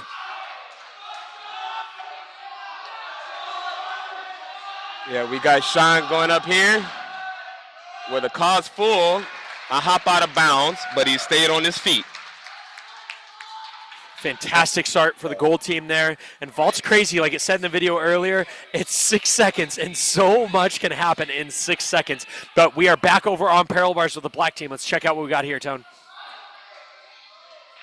Got a kip swing handstand right into a Muay to support. Now with a Muay to support, you can either do that with bent knees or straight legs. I think they're still the same, doesn't matter which. But your feet must not sweep or touch the floor at all. If you do, that is a 3/10 deduction. So sometimes people may get away with a slight sweep, slight fall on the double front. But yeah, about those deductions, any long hang, for most guys, if you're tall, they will allow the P-bars to go up a notch or two. That's because when they actually hang on the bar, their knees touch the ground as well. Not just slide. They know they almost like standing straight up while they're grabbing on that. And we got Robert over here on high bar. This is Robert all night. He's been in at least 20 maroon and golds, throwing down right here. Gold team putting up another big vault. Robert high bar, spinning 360 degrees all the way around his one hand. This is unbelievable. I am so excited to see Rob coming down, finishing with a nice tuck flyaway. Very, very nicely done. Unbelievable to see Rob out here still competing and absolutely throwing down. Love to see that. He's doing a phenomenal job out there and just, showing some of these younger guys, this is what it means. Honestly, yes. Like when he comes in here, like I don't know if you know. I don't even think he did it on rings, but he still comes in here and does Yamawakis. That's unreal. And you saw him doing giants and stuff like that. You would think most gymnasts, we always complain about our shoulders. If it's not one thing a gymnast is going to complain about, is his shoulders. For that man to be his age and doing these skills still is just amazing. Kamari Thomas here on parallel bars. He's had a great night so far. He really has. P-bars is definitely one of his stronger events. Very clean lines. There's that peach. Supposed to go to handstand there. Just dropped it a little bit. Let's see if he can handle the pressure. And as you heard in the background, watch that gold team camera. Nice, Dion. Justin Smith, who we've been watching all night, is going to be coming in hot from the left side of that screen on vault. Double back, stays on his feet. Very nice. Very nice, Justin. From Justin there on vault. That difficulty is not going to be enough to make lineup on vault, but the way this works is they're allowed 15 guys on any floor of a competition. Mm-hmm. From those 15, you have to put up your best 5. Of those 5, you only drop 1 score.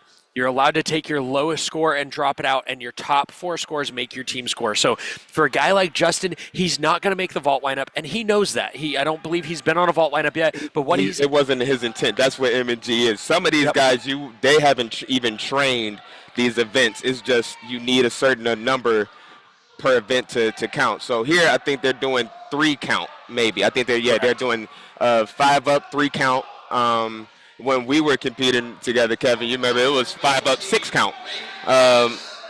Sometimes I think in like the beginning of the season it would be 6 up, 6 count. Then after the first 2 meets or so, it kind of went down.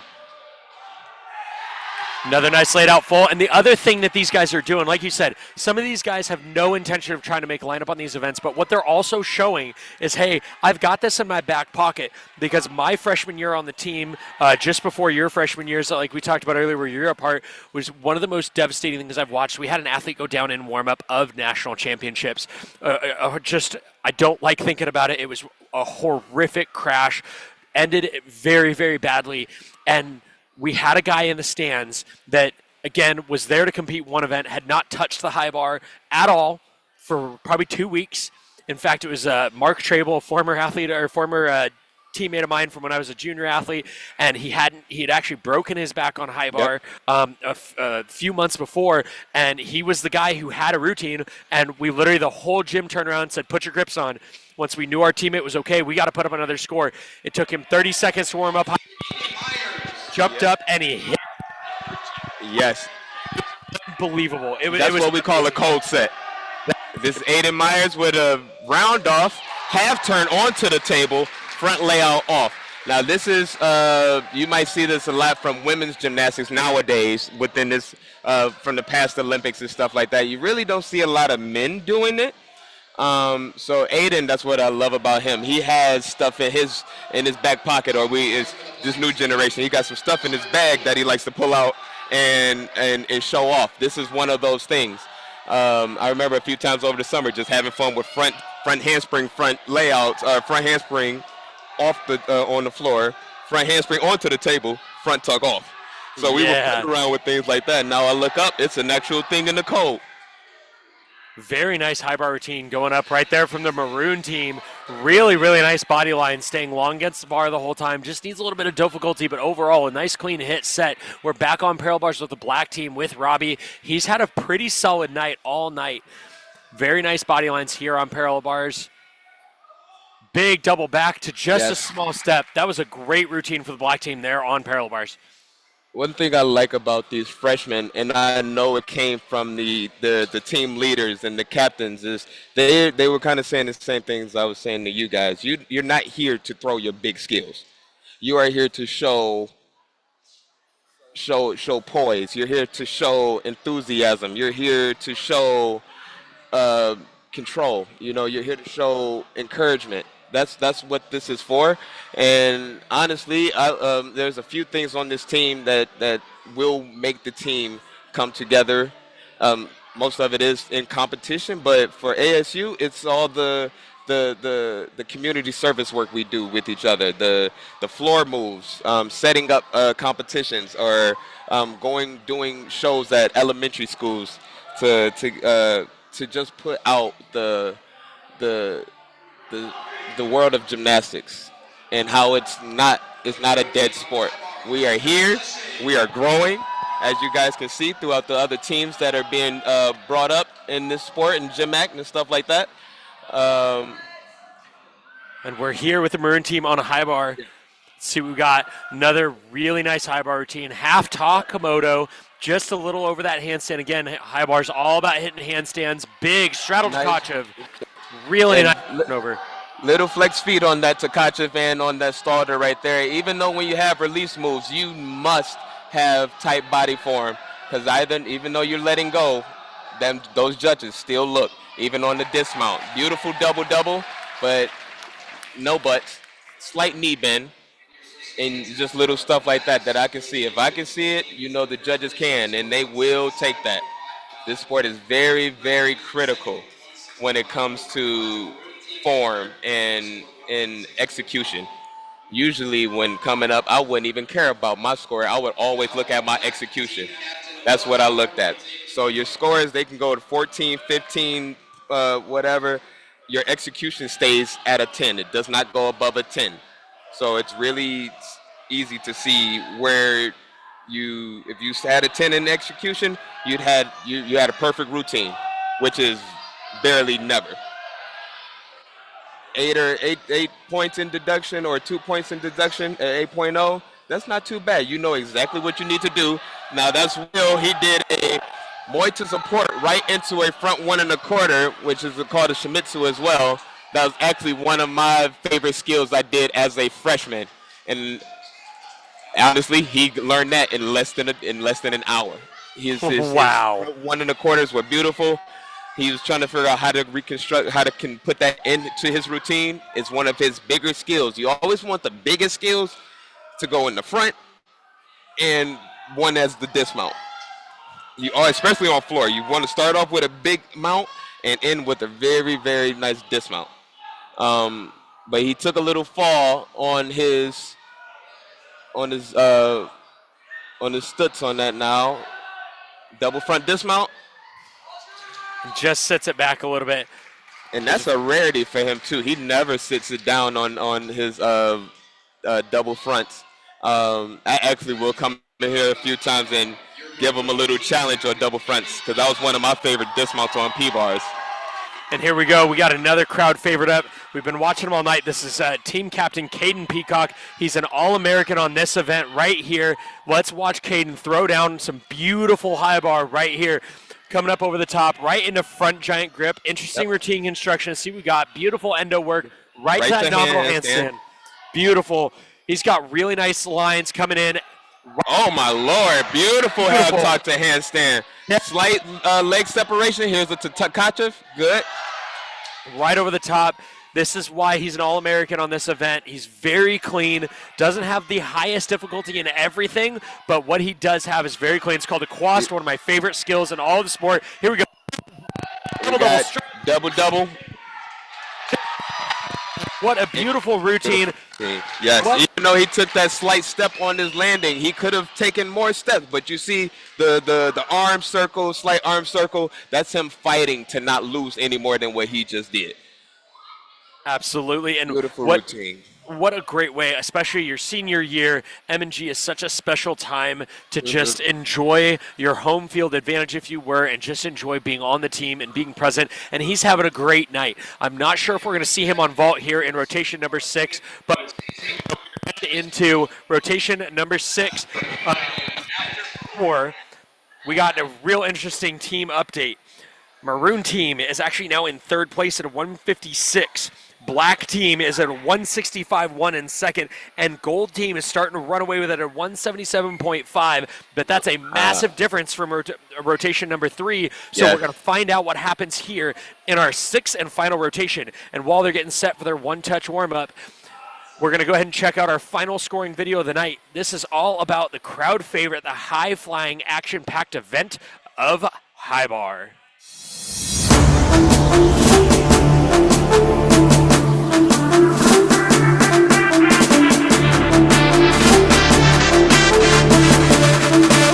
High bar is definitely the crowd favorite, and it's easy to see why.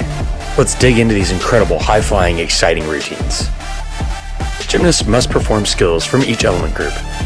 The most exciting of which is element group 2. This element group contains all release and flight elements.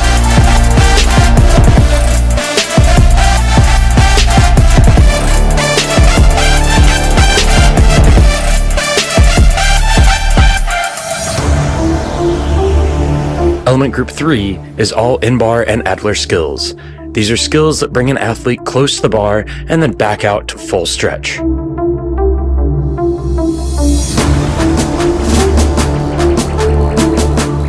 Element Group 1 is made up of all swinging and turning elements.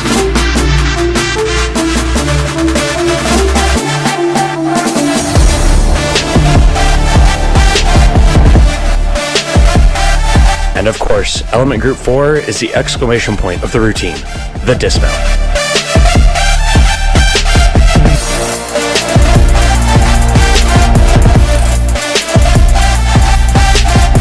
These routines normally start strong with releases from group 2.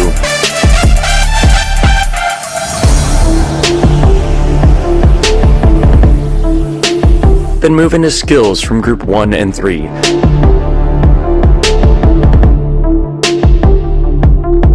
Then pick up steam at the end and wind up for some of the biggest and highest flying dismounts in the sport.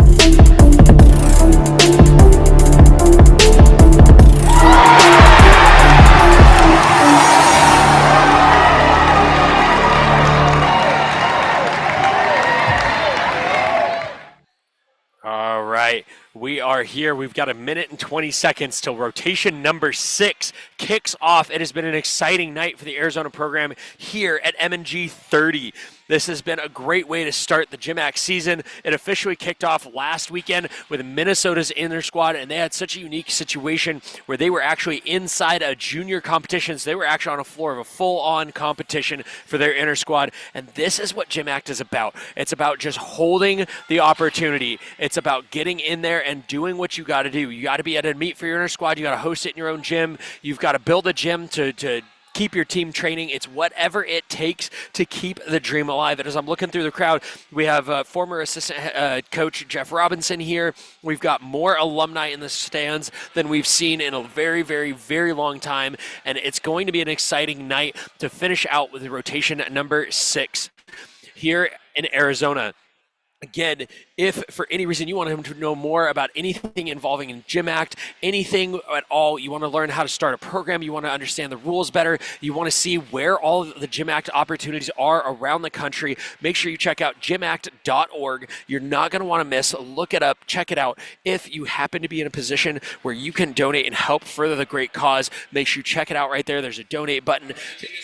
All the information you could possibly want is on that website, so make sure you go check it out, especially if you're looking for an opportunity for a young athlete. GymACT is an incredible organization to be part of, especially if maybe you want to go to a school that doesn't have a men's gymnastics team. Now you can go be part of the closest GymACT team and still attend that school, still move your life forward while chasing any dreams you have to compete as a college gymnast. They're incredible opportunities, and they're growing like crazy. So make sure you get involved. Find your local one, find the one close to you, find one that's coming to a meet that you're going to, and make sure you follow all their social medias. Make sure you check them all out. They are all doing such incredible work, and that's all volunteer. Most of the programs, if not all of them, the coaches might get paid something, but they don't get paid their normal salary. It really is a passion. All of us here on the GymACT media team, we are 100% volunteers, and it's a passion project. So if for any reason you can help out, make sure you hop on. We are right here with the Maroon team. Rob Davis throwing down his 6th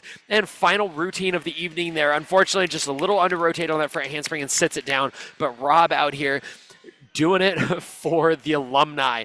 Absolutely throws down 6 events. That was unbelievable to witness Rob Davis come out here with, he's got 3 kids at home, I believe, and he comes out here and competes all 6 like it's nothing. It was fantastic to see him back out here. It has been a very long time since I've seen him compete all around. So great to see him out here healthy, happy, and just smiling and loving the sport. Great job, Rob. All right. Looks like gold team's ready to rock. I just asked make sure they would turn their camera on. We are back on vault here with the Maroon team. All right, this is Quaid on the Maroon team. Coach Pez should be proud of this. See what we got. Nice big back full. Does a great job. Didn't have the rotation he needed off the table, but did such a good job of just handling it, finding the ground, pulling his toes over, and getting his feet under him to minimize those deductions and not taking a full fall there. That was fantastic. That's the kind of stuff that these coaches are looking for when they watch this competition.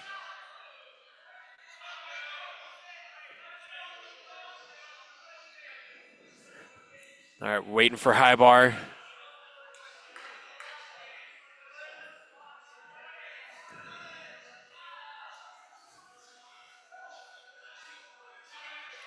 All right, up on high bar, this is Robbie for the black team. Let's see what he's got for us here.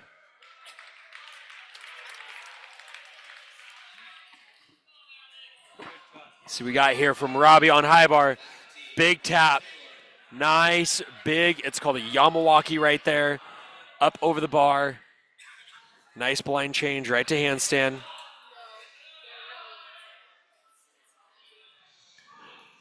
See what he's got here. Beautiful Stalter work. You see how far past his arms his legs get. It's exactly what the judges are looking for. Wind it up for a dismount. Nice big double back. Same thing, just putting it right over that mat and finding the ground. Unfortunately, that next mat over is pretty hard, so he just wasn't quite ready for it. But overall, solid performance there from Robbie. All right, waiting on vault here.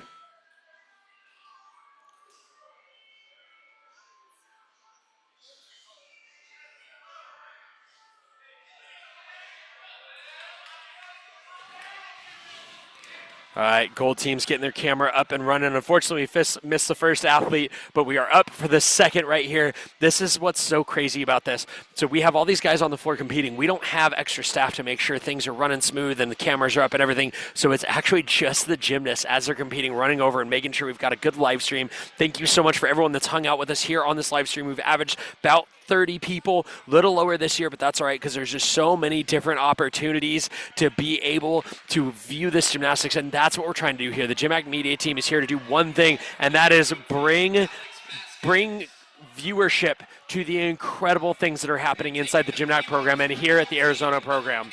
All right, we are back up on P-bars with the gold team right here.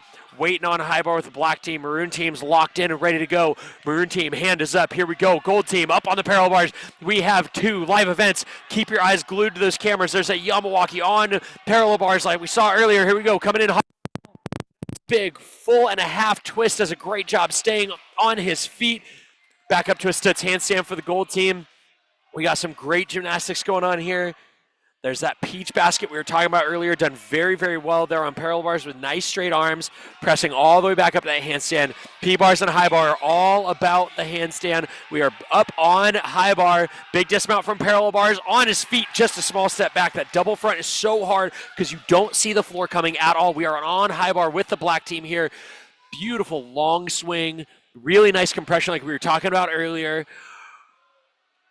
Making sure that he gets his legs all the way past his arms there, getting all the way compressed in that in-bar work. Big straddles. Scott, we call those go-go gadget arms to catch that. He was way out on his fingertips, stayed calm, stayed on the bar. Didn't quite hit his turnover there in the Stalter, but let's see what we got here. Black team coming in, winding up, big dismount, full twisting, double tuck, also known as a Sukahara, and just puts his feet in front of him, stumbles back, unfortunately, but a well-fought routine there from the black team. Not bad, not bad. Yeah, the black team is actually filled with freshmen. And Will, as a captain, is doing his job like how he's supposed to. I love it. Keeping them boys together, keeping the energy up.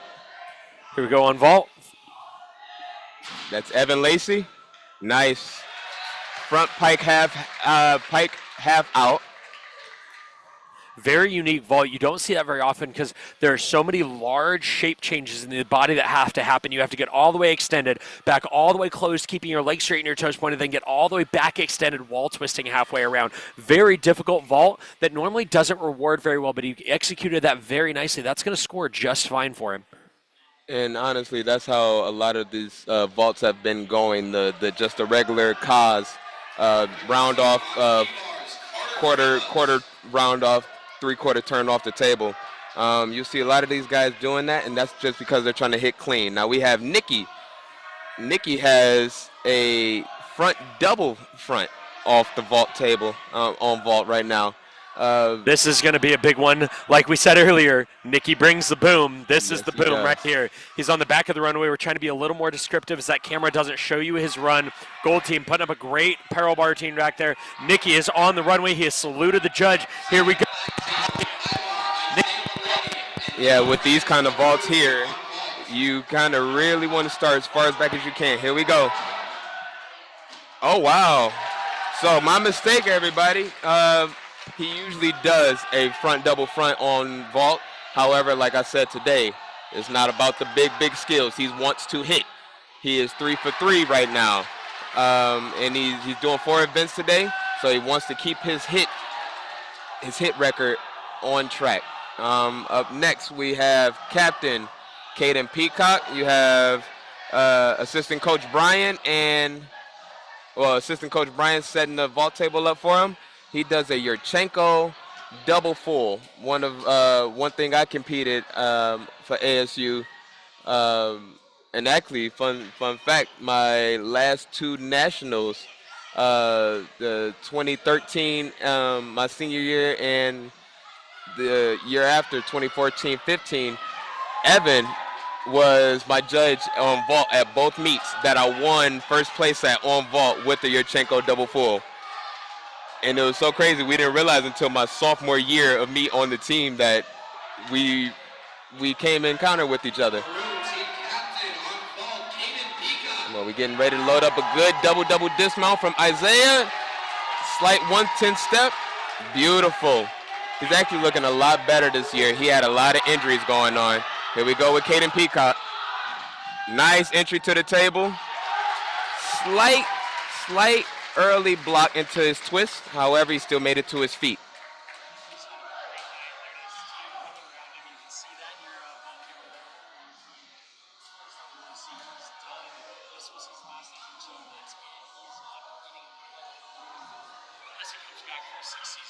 Yeah, exactly. Or he just decides to be like Robert and come in and throw down with the young guys and show them how you still doing it.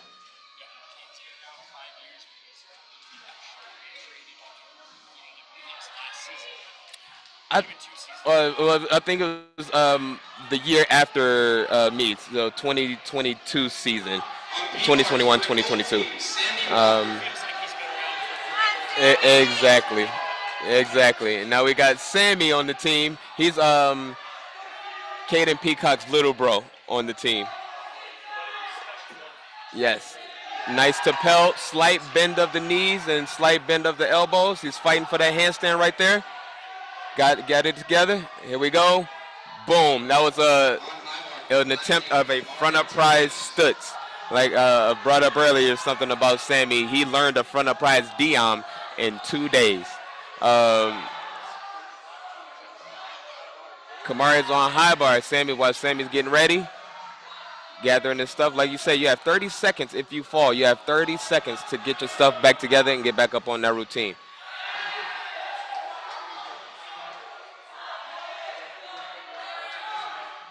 Nice, Kamari. Beautiful lines. Good handstand out of that endo. I wonder, is it dub or full? Dub with a slight step. Oh, we were hoping for the stick. That was really, really nice. Really, really nice. The crowd loved it. His team loved it. Sammy went back up again. He attempted that same skill that he fell on. Something that you really need to show in these routines.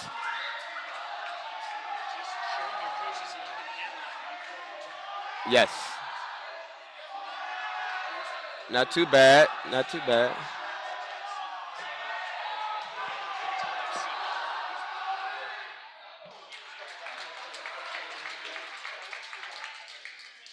that power we were talking about and how he's been working. His main focus has been trying to control that right there. Obviously, it didn't work too well. Sometimes when you get really tired in this sport, just like on floor, you got 70 seconds. That second win that you get within that little time span is still very critical, because sometimes you may have started the routine a little gassed, and next thing you know, you got this spike of adrenaline that just sends it through the top, and sometimes that's even harder to control.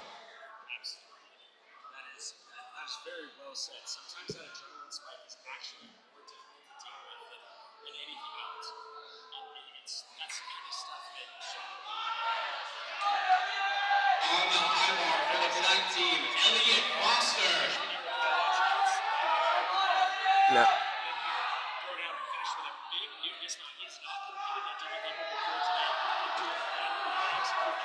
here's Elliott on high bar with a beautiful Zulu min. It's a one-arm giant with a Diamond-off twist and right there to a full tuck. He went into mixed grip, and you see how he has to finish that giant next time he does. So you can never switch your hand without completing that giant. That is a Kovacs. So that's 2 release moves. Here we go. Beautiful setup for Takachev right here. Good straddle. Now Elliott is a master trickster. Oh, back to back. There we go. Just like how we practice. Let's go. Didn't quite hit the dismount. He's a little burned out by then. Sometimes guys will, in the last moments, change up what they're going to do. That's the thing about gymnastics. You really got to think on your toes a lot, especially when you coming to or in the middle of making a mistake. The adjustments can be made, and the best part about gymnastics, especially from the crowd watching, sometimes you can't tell when a mess up happens, because it's the gymnast it's the athlete's job to not show it. Even though they may have done a mistake, it could be an extra circle on a pommel horse or uh, uh, extra skill on the floor, and you wouldn't know, but the judges will, because they actually have your routine on paper for the most part, and they can see your skills. Most of them don't use it; they'll just calculate it, count your deductions, and then later on you can see how you need to make that adjustment for the next competition or in practice that following Monday.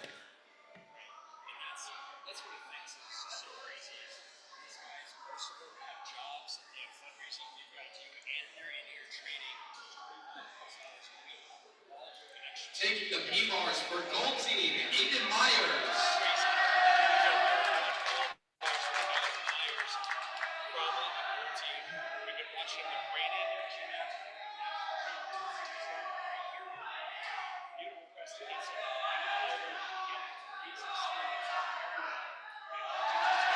Yes. Nice Healy, swing the handstand right into a pirouette. Now, on those type of skills, you are allowed to swing right out of a skill as long as it ends in handstand. Nice double front. Oh, good stick. I was waiting for it. That's an ASG stuck dismount by the gold team. Beautiful. Got Omar. Beautiful. Really high Kovacs. Nice, Omar. Good job, buddy. Good job.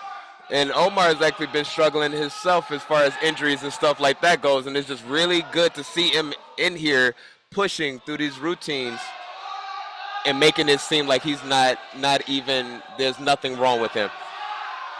But we all know he's in pain right now, but you will not be able to tell because it is that dedication that you need to hit a routine like that.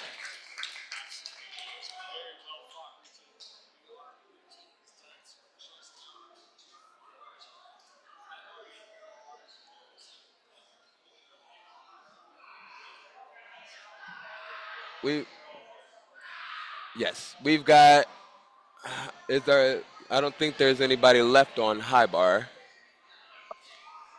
I think I felt 24/7 for calling you. On purpose. If you're not sensitive, I can get out.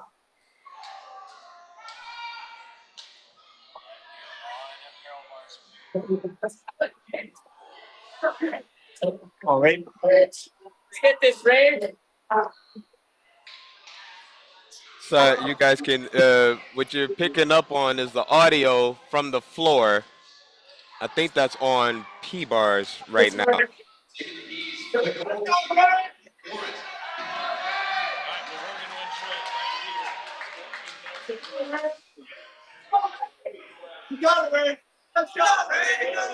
Now, even though this is M&G and all of these guys, it's separated into teams. Beautiful Yamawaki to handstand. We still corral around our teammates. Just because we're competing against each other does not mean we will not support and yell your name out before and after our routines. This is still a friendly competition amongst teammates. I don't remember him doing double front. No.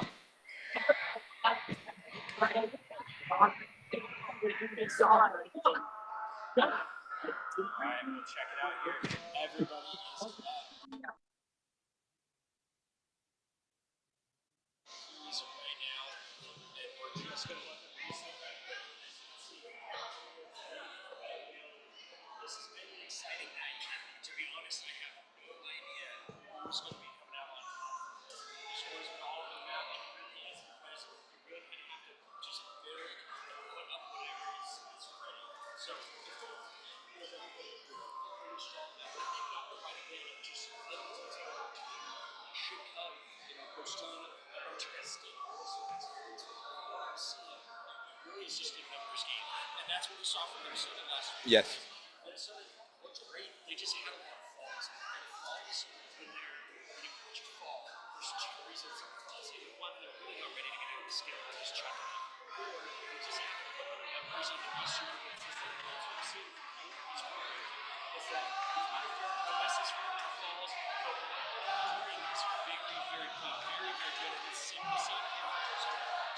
Yes.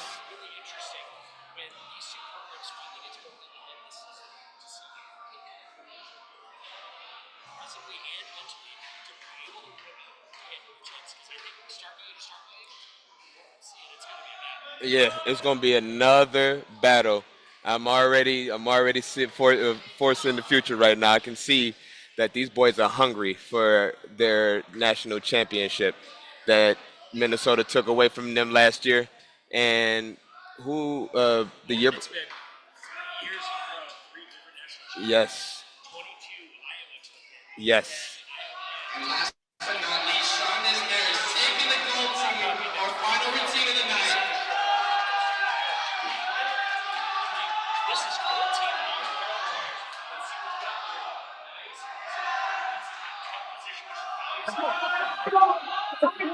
Come on, John!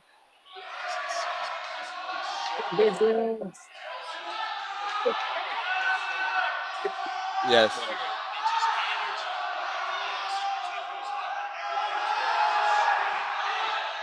Nice. It's kind of put down to his butt. With double front dismounts, you have a blind landing. So it's really one of those timing. You really have to work on timing. And like how you said, Kevin, it's literally all about the numbers. It's all about the numbers. I've been taking my notes here. It's all about the numbers.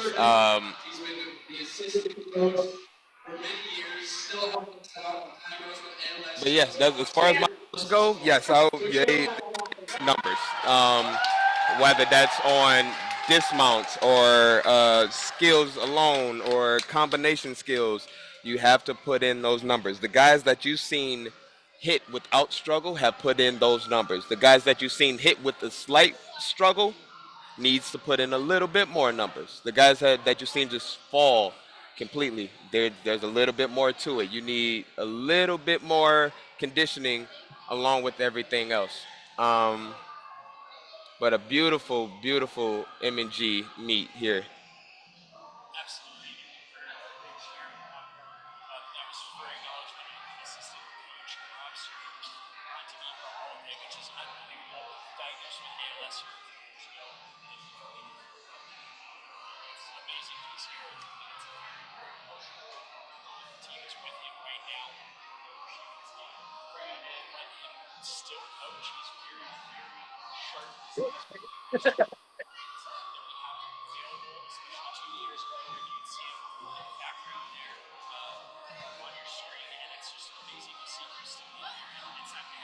Yes. You don't see passion like that at all. Now the guys all crowded around him. I wish I could be down there taking that picture with him. Um, this man here is one of the reasons he found me. He came and found me in Michigan. The boy, I guess, juniors had a nationals in Battle Creek, and I drove up to Battle Creek about an hour and a half, 2 hour drive up to Battle Creek to just to talk. It wasn't really about him convincing me about anything. We were just talking, and just his energy alone made me feel like I would have a home in Arizona. And then for me, I didn't start college gymnastics until I was 21. I stayed home after high school for a little bit to train, work, and things like that. And it's one of those, when you put in the work, success will find success will find you, and you got to take success in all kinds of forms and fashions.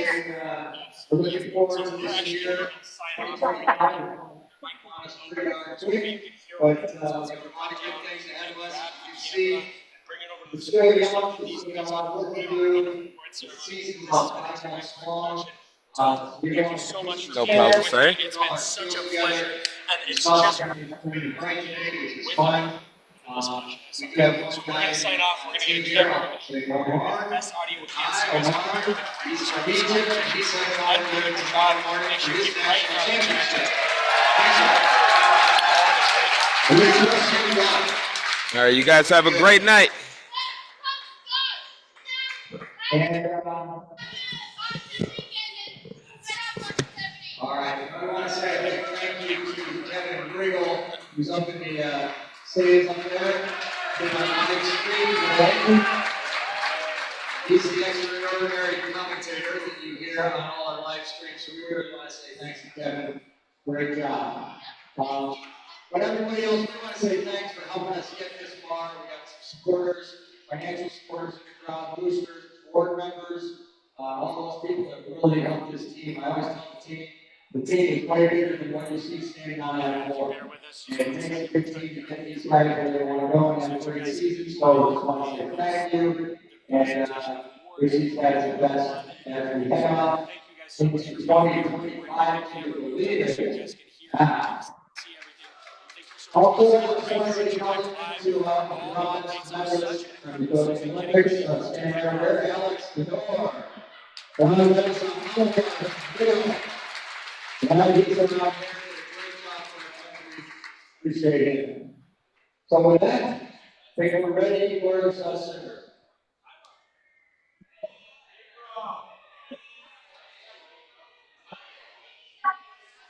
The Senator is ready to do his job, boy.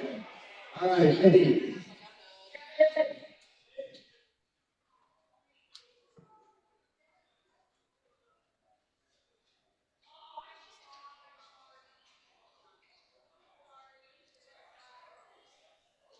All right, we're starting on the floor. We got a tie for third place. Dylan Jones and Kamari Thomas.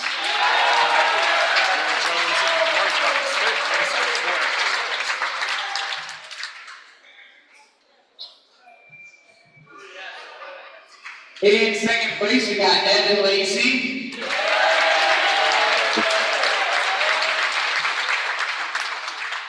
And then your floor champion today, Nikki Franz.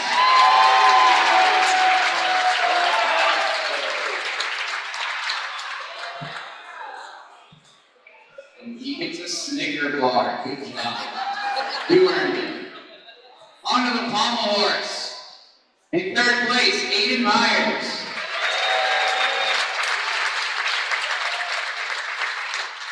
In second place, Nikki Franz. Your pommel horse champion, Elliot Foster.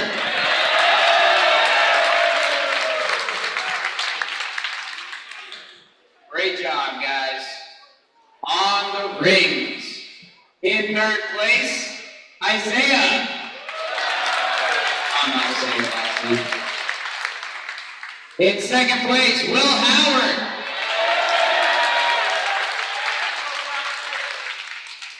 And your rings champion, Nikki Franz.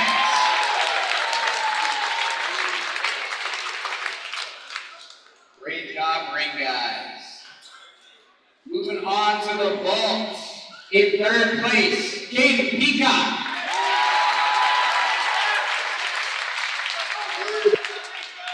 In second place, Nikki Franz. And your vault champion, Isaiah.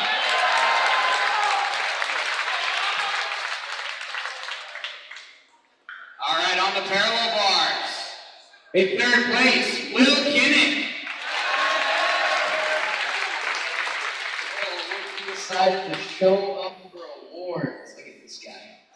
Get out of here, you're done. In second place, Kate Peacock.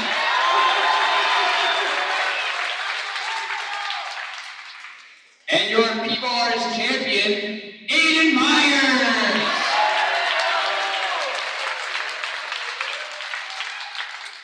Great job, P-Bar guys. On to the high bar. In third place, Aiden Myers. In second place, Caden Peacock.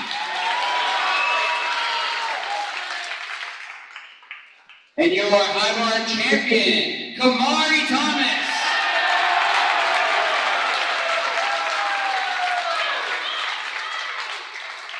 Great job, high bar guys.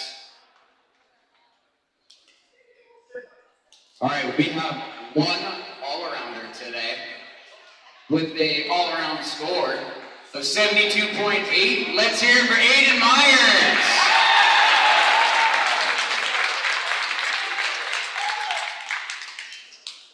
All right, on to our team results, the ones that matter. In third place, with a team score of 212.6, the Black Team.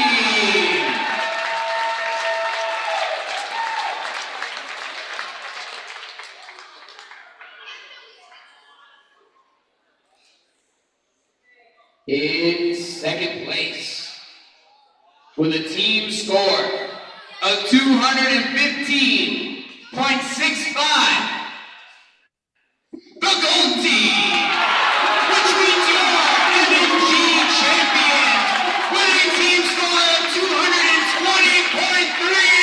Give it up for the Maroon Team!